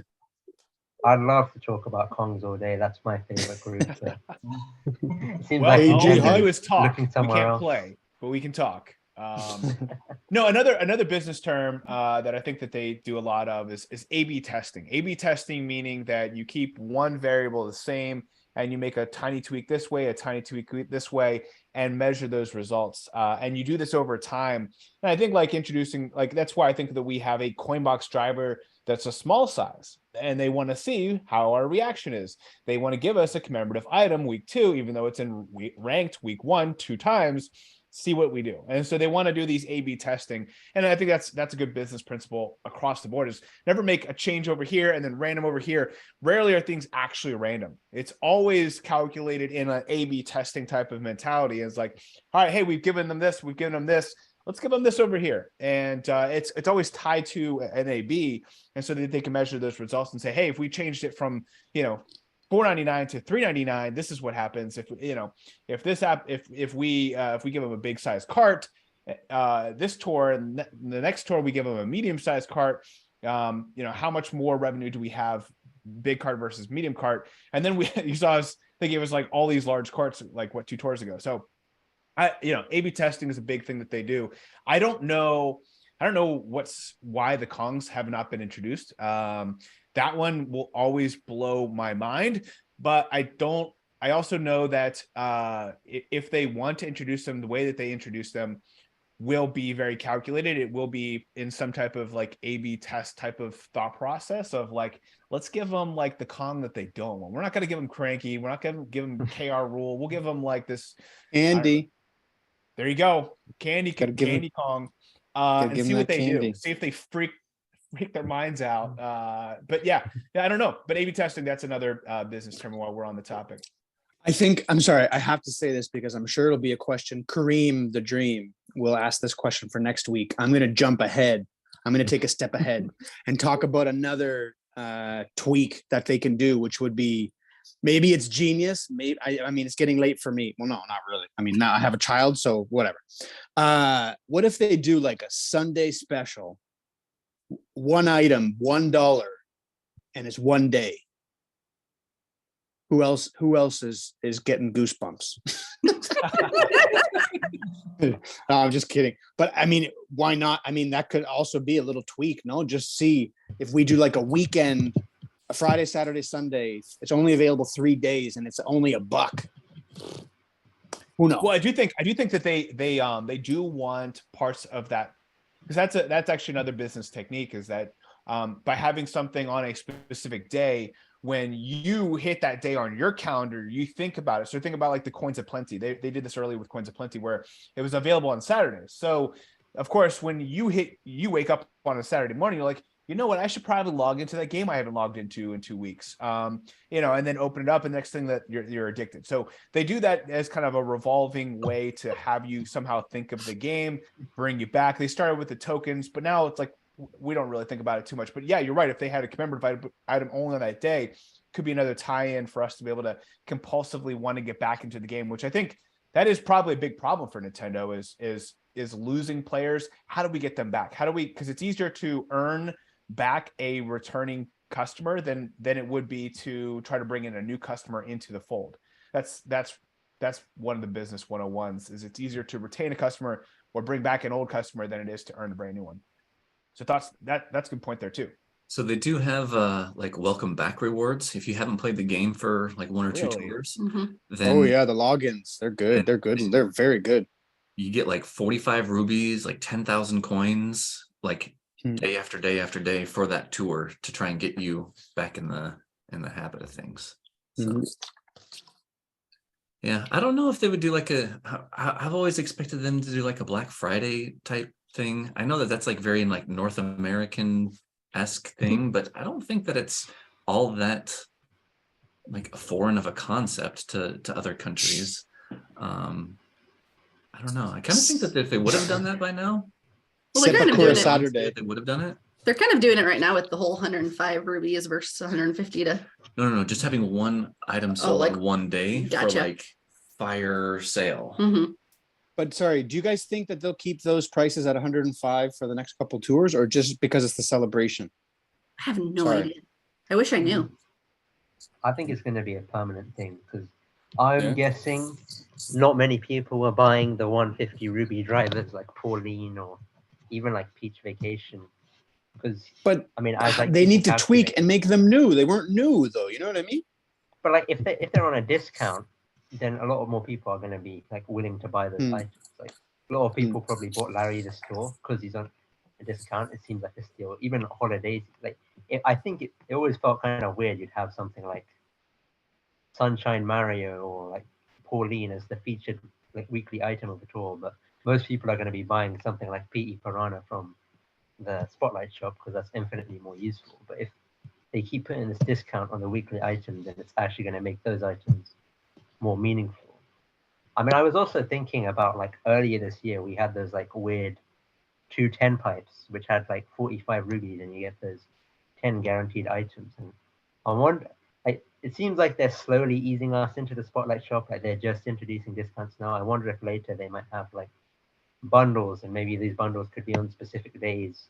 You only spend like maybe 50 rubies and you get a bunch of these older items that might not be so good, but you get a whole bunch of them just for that cheap price. That'll definitely help a lot of newer players catch up, and even a bunch of people are like, oh, I'll buy this if I get a bunch of these high ends, even if it's not so great. I think that's a good way for them to, well, keep a lot of players happy and make themselves seem generous when they're just giving us some, like, I don't know, gold glider again for 20th time. Wait. Mario Kart Tour players happy? Are you crazy? What are you talking about? Going back, they did do that that gold pipe that was they had 10 gold items that were all for 110 pull. You remember that? So it was like a bunch of gliders and carts. Yeah. I mean, most of those items are terrible, but yeah, I still put on it because it's like 10 high ends.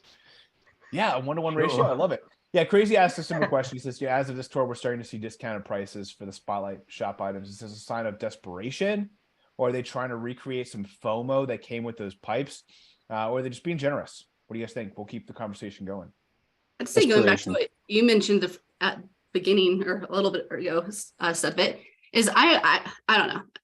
We have no numbers to back up any of this stuff, so it's all just hypothesis, right?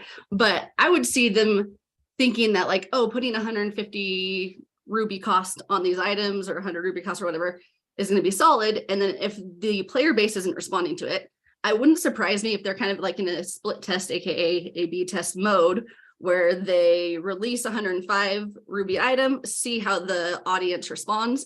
If everybody's going in on Larry, it wouldn't surprise me if they did it for like one more tour and did a non-spotlight or like a non-special skill character of some sort at that price to see if the excitement for it was still in place. And if it Builder is Mario. Builder Mario, yeah. Builder Mario for 105 rubies. He's a Or like a new We do character, like you Mario. know. Anyways, and then seeing what happens, I would say if it's going to all come down to money for them. So if all of a sudden the player base is buying them at 105, it wouldn't surprise me if that's like the new sell price. Now, the interesting thing from a business standpoint is I don't know how they're going to like change that. If it's always going to be a discount from now on, like they have the ruby packs, which is just silly to me, where it's like, if you buy this much, you get these extra rubies. It's like, really, you're just buying like, you know, it's all marketing and stuff, but yeah. You have to also remember, these are the same people that sold us Ice Mario in 2020, and he was the only top shelf driver. Some of those people still work there. I have to believe that. So yeah, there's some disconnect between them and the player base. That is for sure. Great questions. I appreciate that. Other thoughts process on this discount? Why they're doing it? Are they just being generous? Are they trying to win over our hearts somehow? I think Frenzy Fans girl hit the nail on the head. I mean, I think she nailed it. She got to take notes when she speaks. Yeah, I love it. Talking about other purchasing trends. Crazy asked, how in the world did King Boo Luigi's Mansion make the top 10 most purchased items on Nintendo's Mario Kart Tour Report 2022? You think a character with his skill and course value would not make the list? So there was recently on Nintendo's Twitter a release of the most Spotlight bought items this year from January to November, even though the Spotlight shop wasn't around in January, February, March, April, really at all until October. So, Crazy asked this question. My thought process is that, it's such a small sample size. Basically, half of the Spotlight shop was available during the Halloween time, but it still has a top 10. I mean, there were other items that people could have purchased. But the caveat I'm sorry, the caveat is that the gold items that people want appear less frequently. So obviously they're less purchased because they have the 1% or so, you know what I mean? So if you're judging it on the popularity or the most wanted, then it would be Gold Chuck or whoever, you know what I mean? But because of the lower appearance rates for King Boo, Luigi's Mansions, it's got to be like FOMO. You know those weirdos. There's probably a couple King Boo gang crew. You know, because they're like the people that love the Luigi's Mansion King Boo. Like they adore him. Maybe it's cuteness. I don't know, Frenzy France girl. You can tell me about the cuteness level, the scale. But yeah, I'm not sure. That's a weird one. StudFit, you of all people should know that top 10s can be a little bit deceiving. Oh, no, you're right. So hold on. No, this is something I actually really appreciate that you've incorporated into your top 10 is you show what the values are for each of those top 10, because sometimes you can have the number 3 through number 7 all be within like 1 percentage point of each other. Yeah. So props to 10 is a very round number. Like we're in like a decimal point system. So top 10, the distance between the 10 and the 9 could be like the Grand Canyon. But Nintendo isn't going to say, oh, here's the top 9 things purchased in the Spotlight shop. Like English accents. Yeah, no, yeah, I really hope they speak. Yeah, like why does Nintendo have that accent? No, I love it. No, it's a good point. So anyway, I mean, take it with a grain of salt. They're not giving you all the information. And so, yeah, it's top 10. I doubt that from the number 1 to the number 10 is like a super, super narrow range of like items purchased. It's going to be huge. I bet you that there's a drop off right at like 7, 8, or 9. And there just has to be something at level or at number 10 and 11 and 12. And it's just there. And let's not forget, I think tomorrow, is it tomorrow or one of the day after that, they're going to release the tweet about how many dry bones were crushed in the challenge. You know what I mean? Like that's what they think is worthy. Like, you know what I mean? So like how much can we really take from that? You know what I mean? And hey, I mean, I love it. I'm going to enjoy that, but come on. Here's another thing too, is you have to remember the sample size of the data, and you know, to your point, Ulysses, if you're looking at percentage of purchase, gold items are through the roof. I mean, they're probably in the 80 to 90% purchase, but you know, if you're looking at just sheer quantity, it's going to be much more of like what the general public. So you have to think about it. What is the general public? Not just our Discord, YouTube, you know, community. Like even our award ceremony, we only had 586 people vote. 586 in the grand scheme of 5 million people playing this game is actually not that much. So I guarantee if we did somehow get 5 million people to actually vote through the way we did, like the content creators would be like hitting their milestones would be like 1%. And you saw it, like the people pulling on endless pulls for King Mario was the #1 category in the community, because we had people coming from Reddit. We had people coming from a variety of communities that didn't even, give 2 rats booties for about, YouTube channels. So, you have to realize that like the general population, who are they compared to what we are, which is a very unique biased community, and so it actually, I think it ties pretty well with like the most valuable items that you guys have in your MBI list, is that that sample size is different than a different sample size in a different community. And if you did it on Reddit, it'd be probably a different, maybe a different group of items. And so I think you have to think about it when we look at what Nintendo does, and we were always wondering this for the first 2 years. It was Mario alt, Peach alt, Mario alt, Peach alt. And so we were like, dude, is everyone are we tired of this? But like Mario alts were like the most purchased items. And so we were like, we obviously in our world don't get it. But in like, you think about it, you're in like Argentina, or you're in, middle of Asia, you're like, oh, I like Mario. I think Build a Mario looks cool. I'm gonna get him, and versus us, we're like in our own little meta world, and we're like, no, that doesn't have that, that coverage is this, and like we're just so far removed at times from the general player that's just doesn't look at trackers, doesn't look at anything, just kind of throws around rubies. And I do think that Nintendo probably is, we know that we're like, very 1%, 2% of this community. we do matter because we are super fans, but we are not the general public.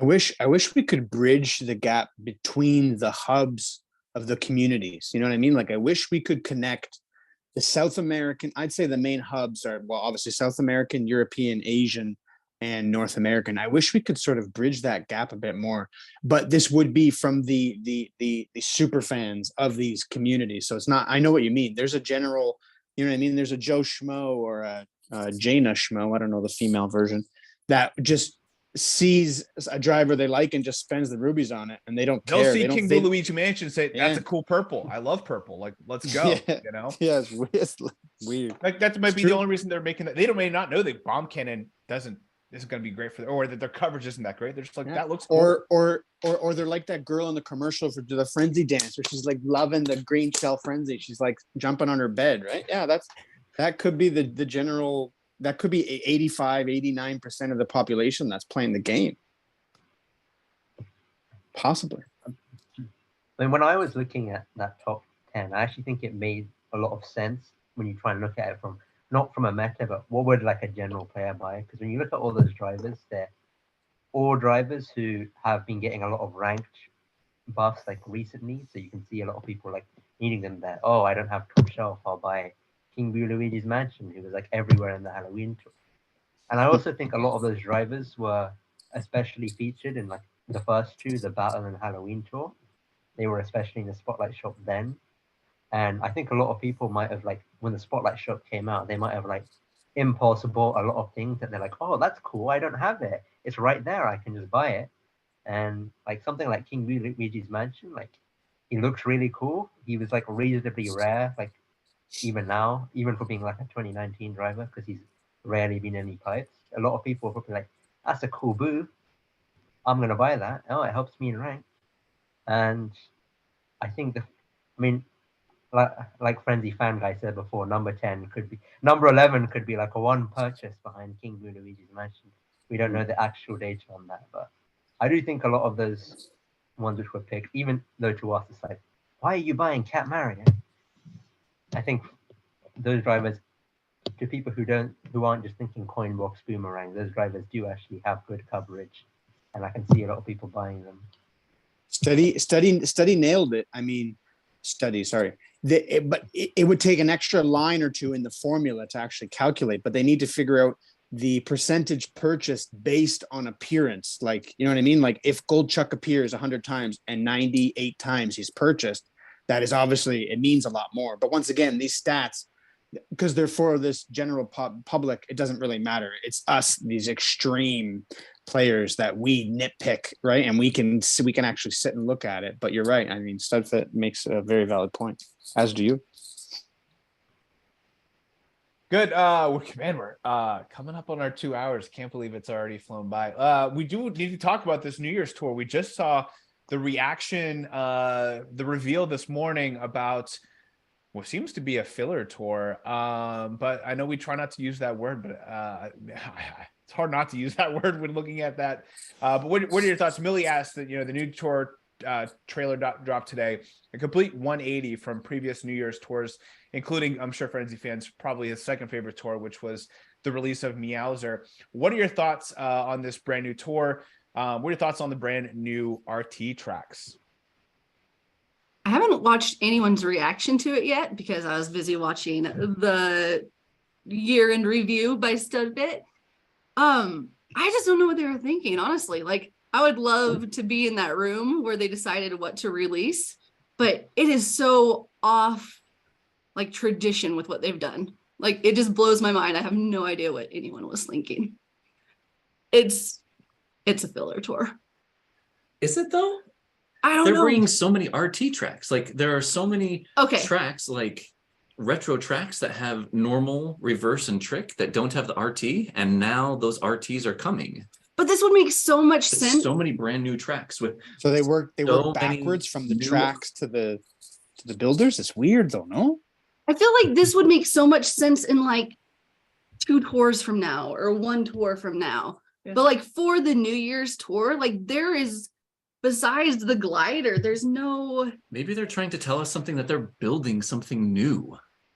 Mario Kart in 2023. What's the year of this? The year Oh, of- man. It's the year Whoa. of like ingenuity, of starting fresh, of making things grand again. Snap. I like this. Okay. Man, My mind All right, has changed. okay. This is the best Yeah. tour ever. you won me over. I'm Mario gonna Kart buy Tour both has builders. years. And we're reversing it all. Okay. It's a reverse build tour. Or they're tearing It's it down. reverse straight tracks.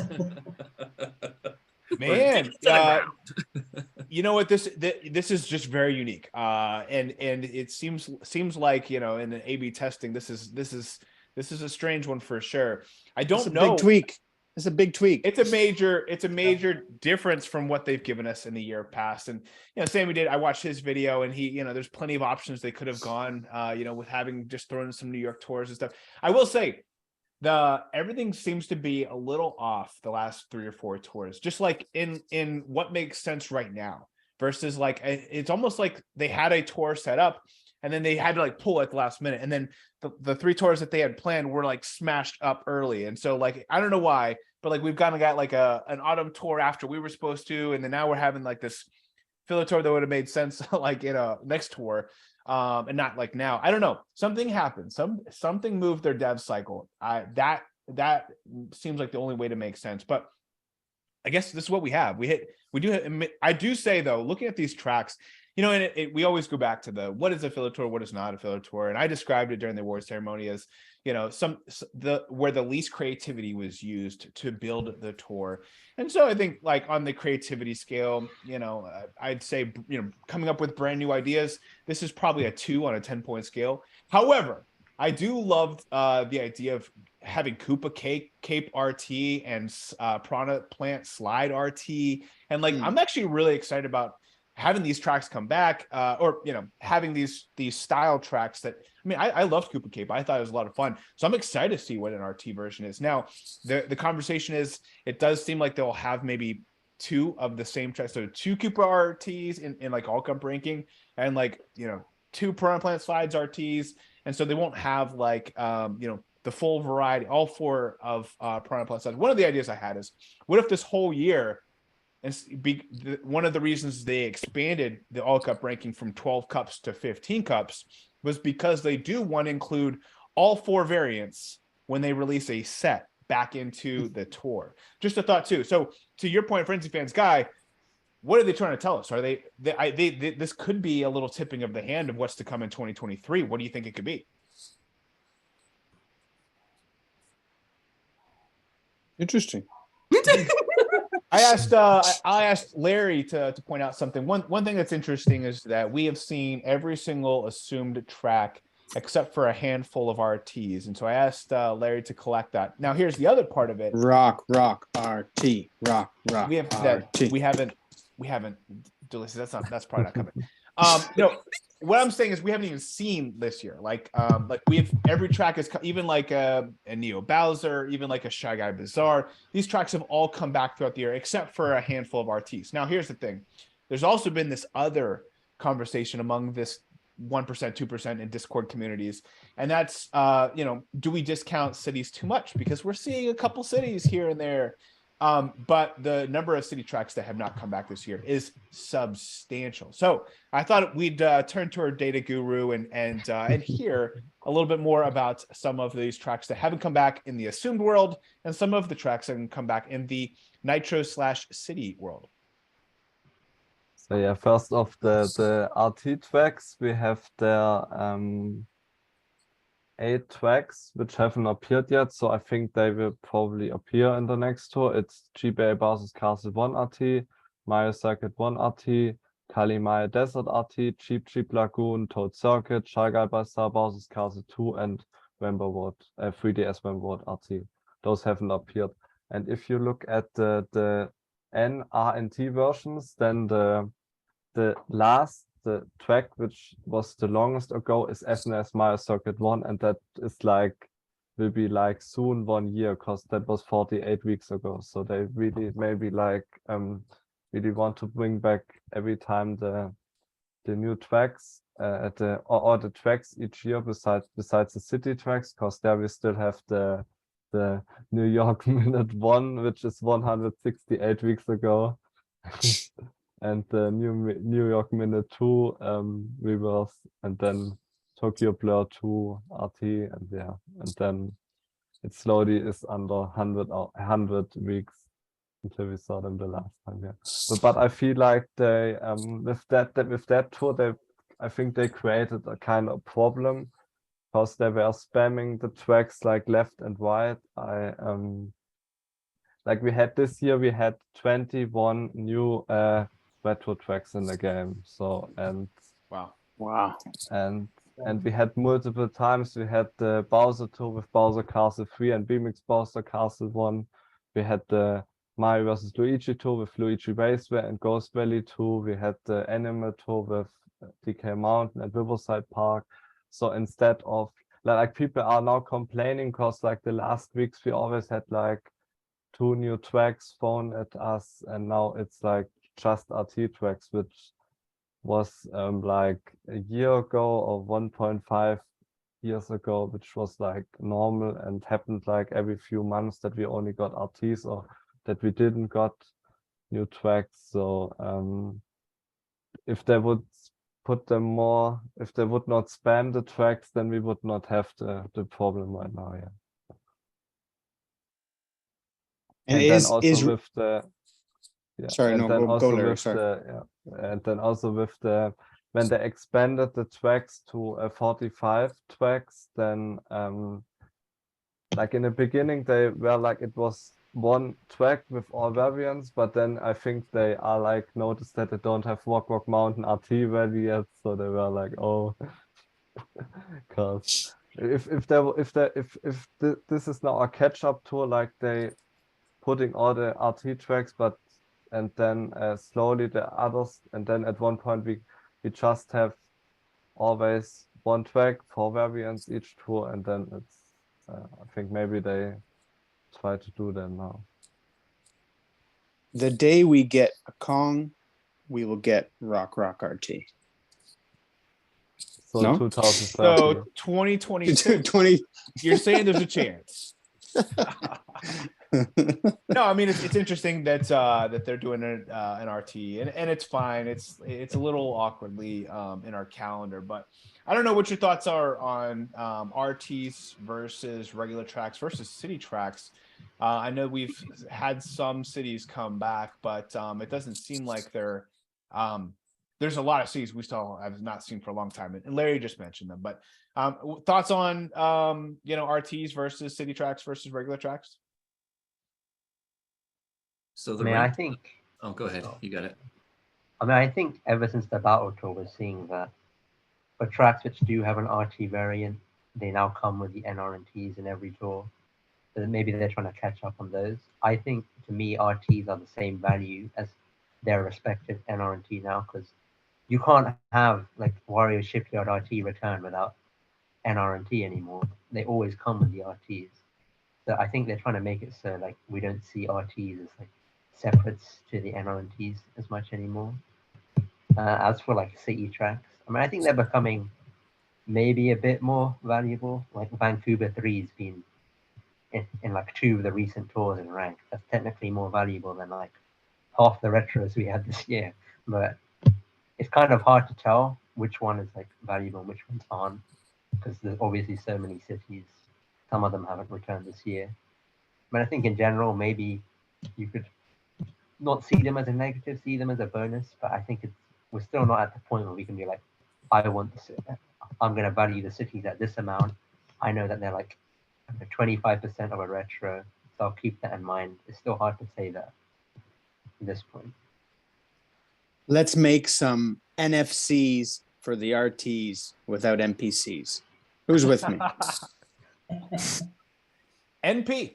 No, Iwasako asks, also brings in the topic of remix versions, right? So how does that fit into everything too? I mean, this is where Nintendo takes something and makes a Mario Kart Tour version of it, right? Or are the remixes already set in some other part of the Mario Kart Tour world?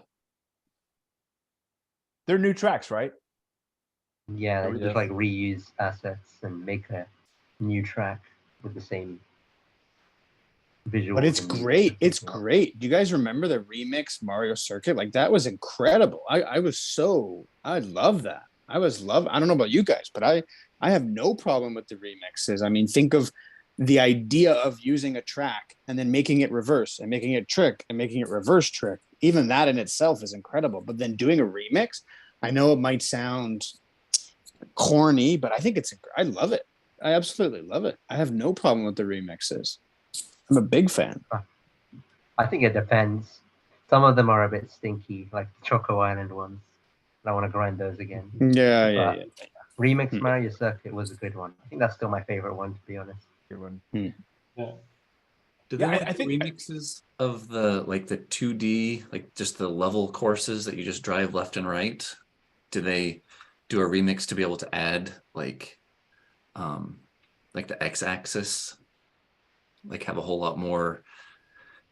I mean, so like with the Mario Circuit ones, right? The remix ones, they have like those huge ramps. You know, you like Yeah. go up like 60 stories and you fall down. Or the normal version of it, you just drive left, right around it. Point being was I was thinking, oh, it'd be way cool if they did an RMX version of the Bowser Castle, like the GBA one, that like you go inside and outside of the castle and there's like the lava and stuff. But I'm wondering if that's already like too 3D-ish, that they wouldn't do like an RMX version of that. They would, because they do have the RMX versions of like the Bowser Castle 1, 2, and 3, which is pretty much just like two-dimensional going left and right. Yeah, you know, good point.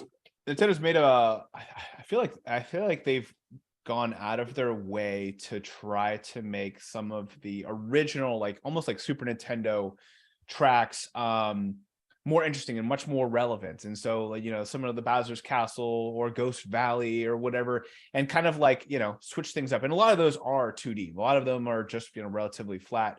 Whereas like some of the 3DS or some of the other, you know, GameCube, Nintendo, or other tracks, they are much more dynamic. They don't need much remixing to make them interesting.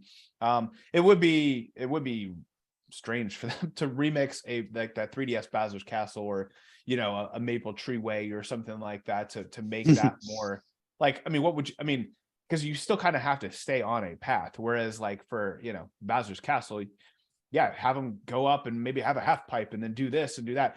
I will say, just from like this, what looks like it's coming this next door, with just all the ramps, just like all at different angles, it looks a little too twisted, a little too rampy. It's going to be interesting to see what they do with these RTs.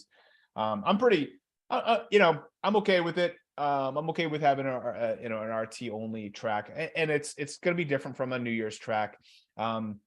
We'll see what happens the rest of the year. But you know, I think one of the questions, and I'll kind of wrap up with this, is we're gonna we've already kind of coming up on our 2 hours. But Millie asked about Mary Mountain seems to have gone back into the vault already. All winter tracks are taking a break. No new party time alt or any costume alt, for that matter. Another pit crew and colored me, whatever. But what do you think this means for the future of the game? You know, I think we were expecting a winter celebration with 2 tours, and we don't have that. And now we don't have Mary Mountain. I think we were looking forward to doing this for a couple tours. I don't know. What are your thoughts on the future of the game, knowing that we don't have a winter track in the beginning of January? I don't want to go last, so maybe I'll try to be quick and I'll make it brief and I'll go first. I'm more than slightly worried. I think there's definite desperation, but maybe not. I mean, I honestly hope that the business is doing fine, it's making plenty of money, and that it's going to continue for another 17 years.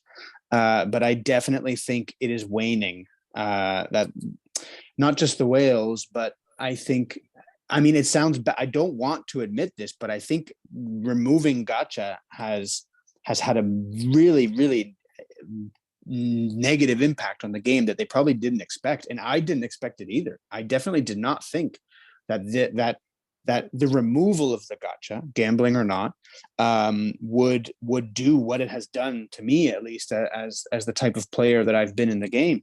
But yeah, I mean, I think it's slowly waning. It's slowly fading out slowly. I hope it doesn't crash and burn. because I'll stay on for the ride. But yeah, I'm sorry, people. I don't want to offend anybody, but I do believe that it's slowly, like we are. Well, Frenzy Fans Girl can tell me about the evolution of a business and where we are, but I believe we are a Q curve, Q curve, Q curve. Please, but I think we are on our way down. I'm sorry, muting myself. It was interesting that they didn't come out with a roadmap. I mean, I think we're all kind of expecting and like even assumed that this was like a holiday festive. I mean, so the challenge, like some of the challenge cards, they stick around for like the next tour. Yep. And so yeah, there's like a little bit of a link there, but they didn't ever come out with like the roadmap saying, you know, over these 2 tours, you can get this in the challenge plus. Because what was it, like Party Time Toad that you could get for like 3 tours in a row? I mean, it was available to be able to get. Like everyone got them kind of like in the first week, right? And then like the Nintendo builders comes have out, to build the roadmap. The builders are going to build a roadmap. right? Sorry. Yeah, but they didn't They come could be out with building one. the airplane while they're flying is what they're doing. They didn't come out with a roadmap for this, and so I wonder if they're departing from giving us roadmaps. And like I kind of think that Nintendo do things to kind of give us an idea of repetition or like cadence, and then once we think that we have them figured out, they change the station. You know, like for 6 months we're listening to country, and then the next 3 months we're listening to rap, and then the next 3 months we're listening to, you know, like deathcore. Okay. Yeah, you know, and we try and like make so much sense out of the patterns and trying to project, and Nintendo's like, no, stop wasting your time, just play it for what it's worth. Just enjoy it. Enjoy it, because we are so far ahead of you that you can't keep up with us. Try as you may. Yeah, I I'm almost like hoping. I like theory. I'm almost hoping, this might be very an ignorant thing to say, but I'm kind of hoping that they're trying to play with the content creators a little bit, and maybe that's very like my blinders are on because I am one of them, but I almost feel like they are wanting to keep things secretive for the surprise element of it, because that surprise element gets really good reactions, right? So I'm kind of hoping, and this might be ignorant, that there is some type of thing that's going to happen in this New Year's tour that like either none of us see coming, or it is a new character release that they didn't leak at all to anyone. I have no idea, but I hope that they do something to like really make it exciting, because I think really where like all of our feelings are coming from is we miss that like Christmas morning feeling that we got from Gacha Pipes and the excitement. Like Meowser last year was such a, and once again biased, but was such a cool tour. Like everybody was excited about it, and I feel like you went from such a high note to kind of just bland. Like it's a very vanilla. I don't even want to say it's a filler tour. It's just a very vanilla tour. Like it's very vanilla. Some people really like vanilla. A majority of people, like if we're talking about the masses, a majority of people love vanilla. That's why it's the best seller, right? But point being, I hope that they do something where it's all like, and by the way, here's your caramel sauce, you know? I don't know. In the form of a golden abbot. I think it generally people do appreciate patterns, but they also like the excitement of something different from the pattern. But I think these last 3 or 4 tours, I think they've gone so far away from the patterns that it seems patchy. It seems inconsistent. And honestly, I think that probably deters more players than keeps them excited about, oh, I wonder how they're going to keep the pattern up but spice things going forward, that we've kind of been used to this year. Yeah, I mean, we'll see. It is a new year. It's a great way to introduce a brand new pattern.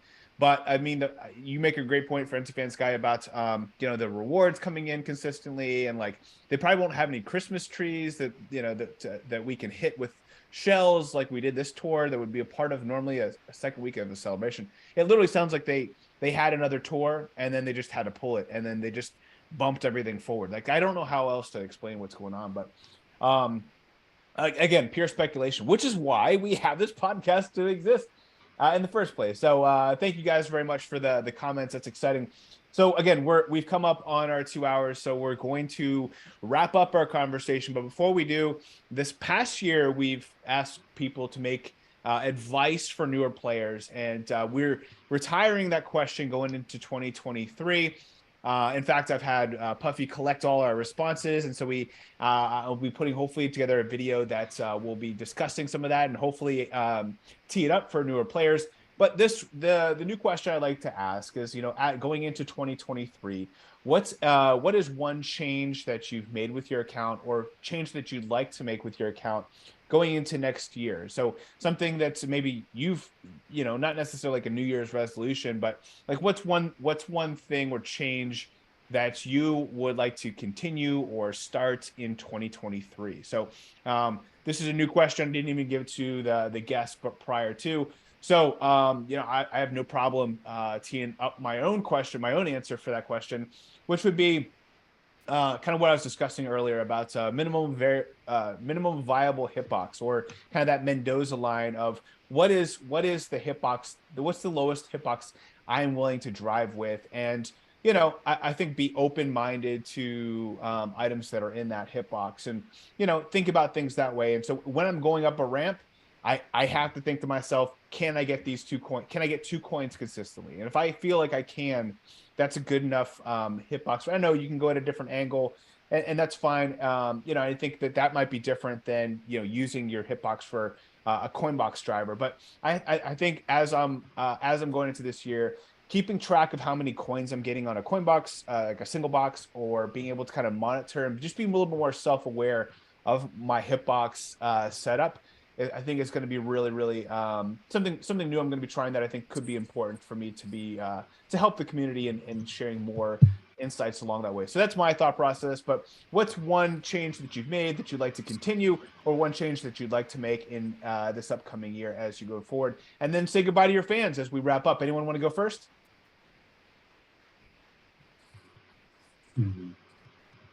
Well, I mean, I think I can go first. I probably have a similar thing to you, where I think going into next year, I'm going to try and be more consistent about only investing in those big hitbox cards. After a year of wanting to pull my hair out every time I use the gray cat cruiser, I think it's about time I stay consistent and invest in those large hitbox cards. I mean, I was really tempted by that cream cat cruiser as well recently that has a lot of good coverage, but I held back.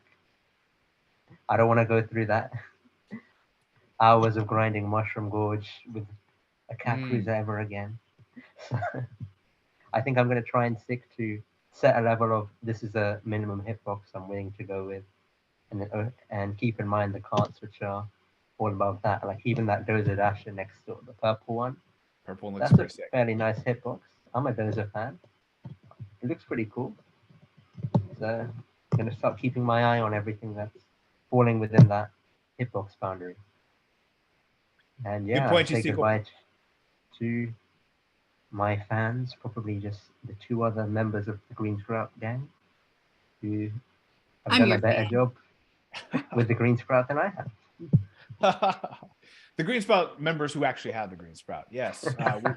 Hello to Luca and Crazy. I appreciate that. No, thanks for joining us, TheGSeagle. It's been an absolute pleasure. Eberth, would you like to take a second stab? Yeah. I think for coming year, I already shifted a little bit, especially with the Momo Off-Roader, to a little bit to think more about the hitbox and everything. And already it helped me a lot already. The last tour, I saw that it helped me greatly. And I think this is a good way to start the new tour already. And maybe to start to invest sometimes in a couple of items that I like most, basically on design, because this last year I focused too much on the meta, and sometimes I just forget that have to have more fun sometimes. So yeah, I think basically this. Yeah, I like it. What about you, Duly? You took the words right out of my mouth, just as Meatloaf sang. I'm not going to sing it. I was going to, but no, can't do it. For me, it's definitely that. The thing I've done the past year, maybe more, is sort of looking at the data, looking at the lists, looking at the scales, making mental notes, but I've started just investing in things that I like. If it's a big cart, if it meets certain criteria, if it's a top skill driver, if it's glider that has a good plus skill, or well, not even that, honestly. But if it is a big cart or a top skill driver, beyond that, if it is checking those boxes, it is investing in gliders that I honestly just like, or investing in carts and drivers that I honestly will not be bitter about using over and over again. Because honestly, think about the time that you're spending. I leveled up the 1UP Shroom to, I quad capped it. I might take it to 8. Wow. I don't really have the tickets, but I have it quad capped and at 7, just with just caressing the button to drop more tickets into it, because I friggin' love that glider. You know what I mean? Like, it's not, for me, it's like, it's just it's not quite the cuteness scale that Frenzy Fans Girl uses, but it's similar, because it's like, I'm making moves because I enjoy the items that I'm using. And that for me has been a massive boost to a different edge to the game, definitely for me. I can appreciate that. Well, Duly, appreciate you joining, you and Montana, Eberth. Appreciate you guys coming on and join us for the very first time. It's been exciting having you on, and I'm sure you already have a number of fans who appreciate. So shout out to those who are watching live, and thank you guys for joining. Larry 98, you want? Thank you very much for having us, Stud. Sorry. Thank you very much. It's really honor to be here. Larry 98, it's the Larry Tour. It's the Coinbox Larry Tour. What's maybe a minor change that you might make in this upcoming year, or something you just changed that you like to continue? So yeah, say goodbye to all your fans. Yeah, I want to plan out more how I do the tour, cause I'm still like it's like the second last day of a tour, and I still need to grind like, I don't know, 8 tracks for player level. I didn't even, I think I completed like 2 cups or something like that.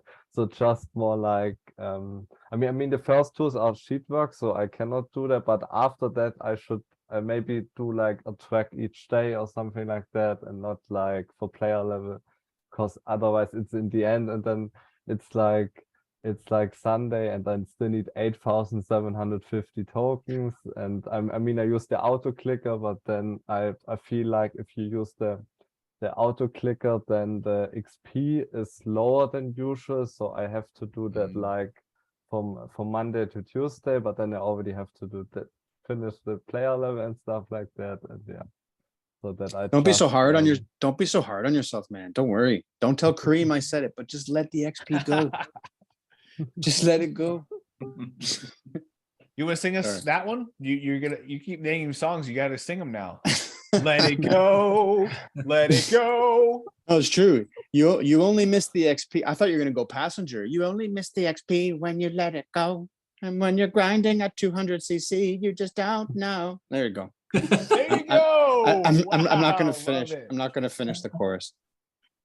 Yeah, you only was it, I'm trying to think of the Wayne Gretzky quote where he's like, you only miss the goals that you don't hit, or you miss 100% of the shots that you don't take. Yeah, so you miss 100% of the EXP, you don't grind, right? Exactly. Like it. Frenzy Fans. Again, thanks. It's always a pleasure having you guys on. I'll let you guys finish the episode with your patent pending slogan. But before you do, what's one change that you plan on making this upcoming year, or change you recently made that you like to continue in 2023? So for me, I wouldn't say it's one change as much as a massive change. I feel like I've done a really good job at being fulfilled by the game with like as little time commitment as possible, like just enjoying it for what it is. And a lot of people are like meta or cuteness. Like I would say I'm like 50% meta, 50% cuteness. And that got me so far in the game. But I feel like, especially with Mario Kart Tour, like I feel like they've kind of taken away, I feel like this has kind of been the theme all night, where a lot of like the incentives and the excitements have been kind of like dialed down a bit. So I think for me going into 2023, we haven't really talked about this yet, but I'm going to take my account way more seriously. I still don't have the time to dump like 20 hours a week into a tour. Like that's not, I'll never be there, and that's okay. But I'm going to focus a lot more on like the meta side of it and making sure like my trackers are up to date. And just kind of making that more part of my day-to-day routine, because aside from Larry, do you go for top 1,000 like every single tour or no? I mean, top 1,000 with my account is like basically checking each track and having like, I don't know, 20K on each track.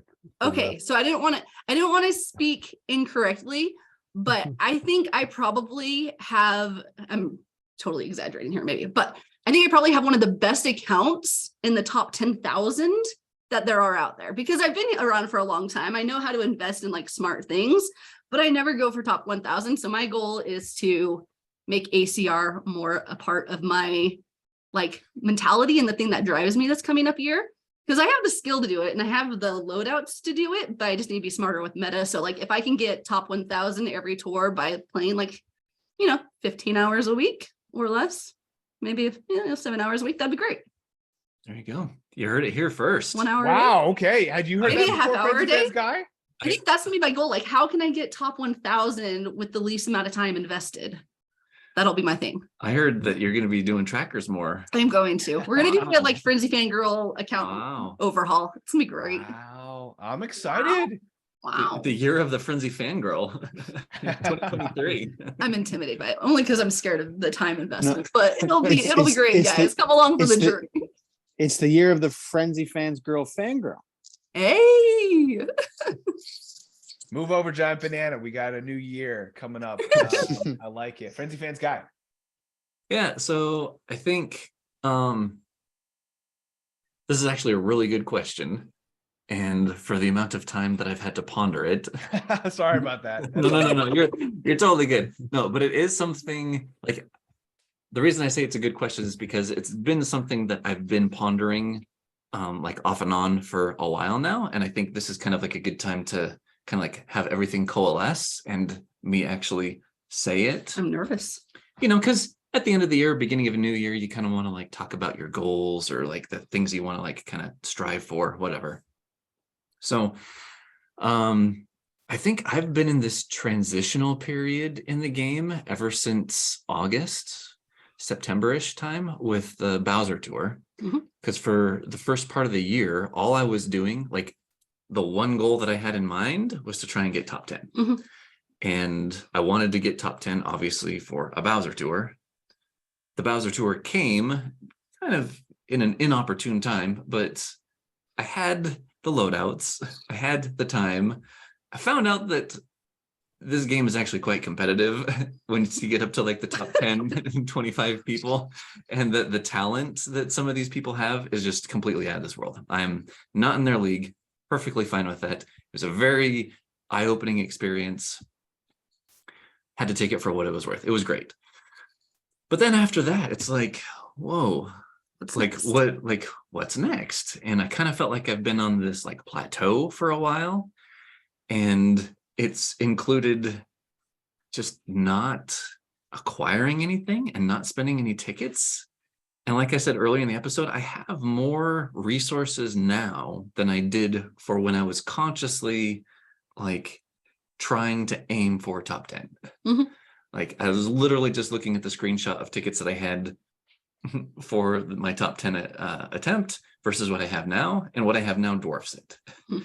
And I don't see like any, there's no, I don't really know what to spend tickets on. Because like I've said, like Larry Wintertime was the first thing that I've spent tickets on since the Bowser Tour. And you've consistently gotten first every single tour. Well, top three to be able to tier up. Yeah.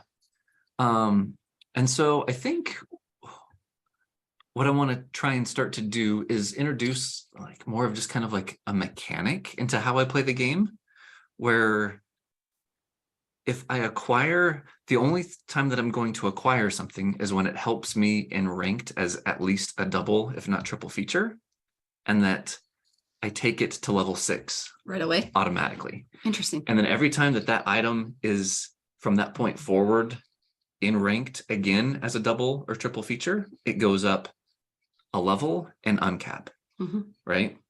So kind of like how StudFit, for a long time, back at like level 7, level 8, you said, take something to level 6 and then let the game take it to 7. I think what you were saying was, you were finding that you would, since you pulled so many pipes, there were so many times that you got certain characters that would automatically just kind of like get up to level 8. You didn't want to spend tickets on them. Right. What I'm proposing for myself is that I'm going to let the game, I'm going to take newly acquired things to level 6 and then let the game dictate when I take them to 7 and then to 8. Okay. With the one small caveat that when this beautiful bad boy right here Oh boy comes, if there's anything like Bowser-esque that comes to the game, then it's just automatic 8 and quad. But anything else, if it's worth spending rubies on to acquire or like purchase banner X commemorative, whatever we're going to call it, if I'm going to invest those type of resources in it, I need to also like put the tickets there and just kind of go from there. So it might be a hot fire mess. Come join us. Yeah, there you go. Yeah, check out Frenzy Fans channel on YouTube, Frenzy Fans.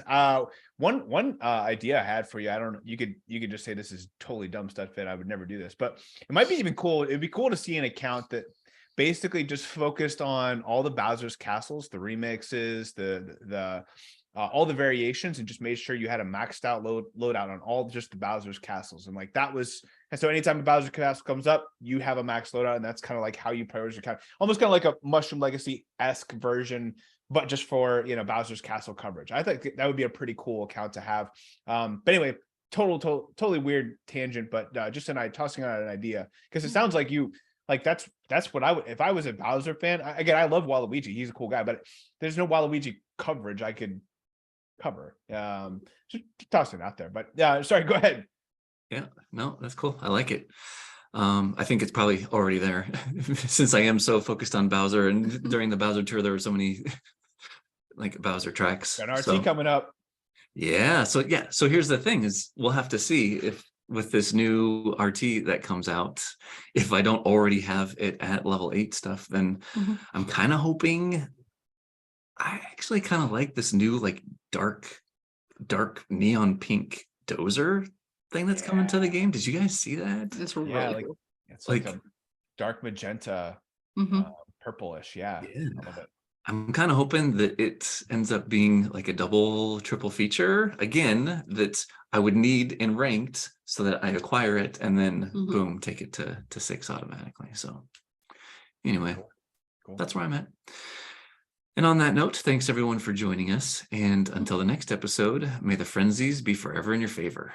See you guys later. Thanks, Studfit. You guys. See you.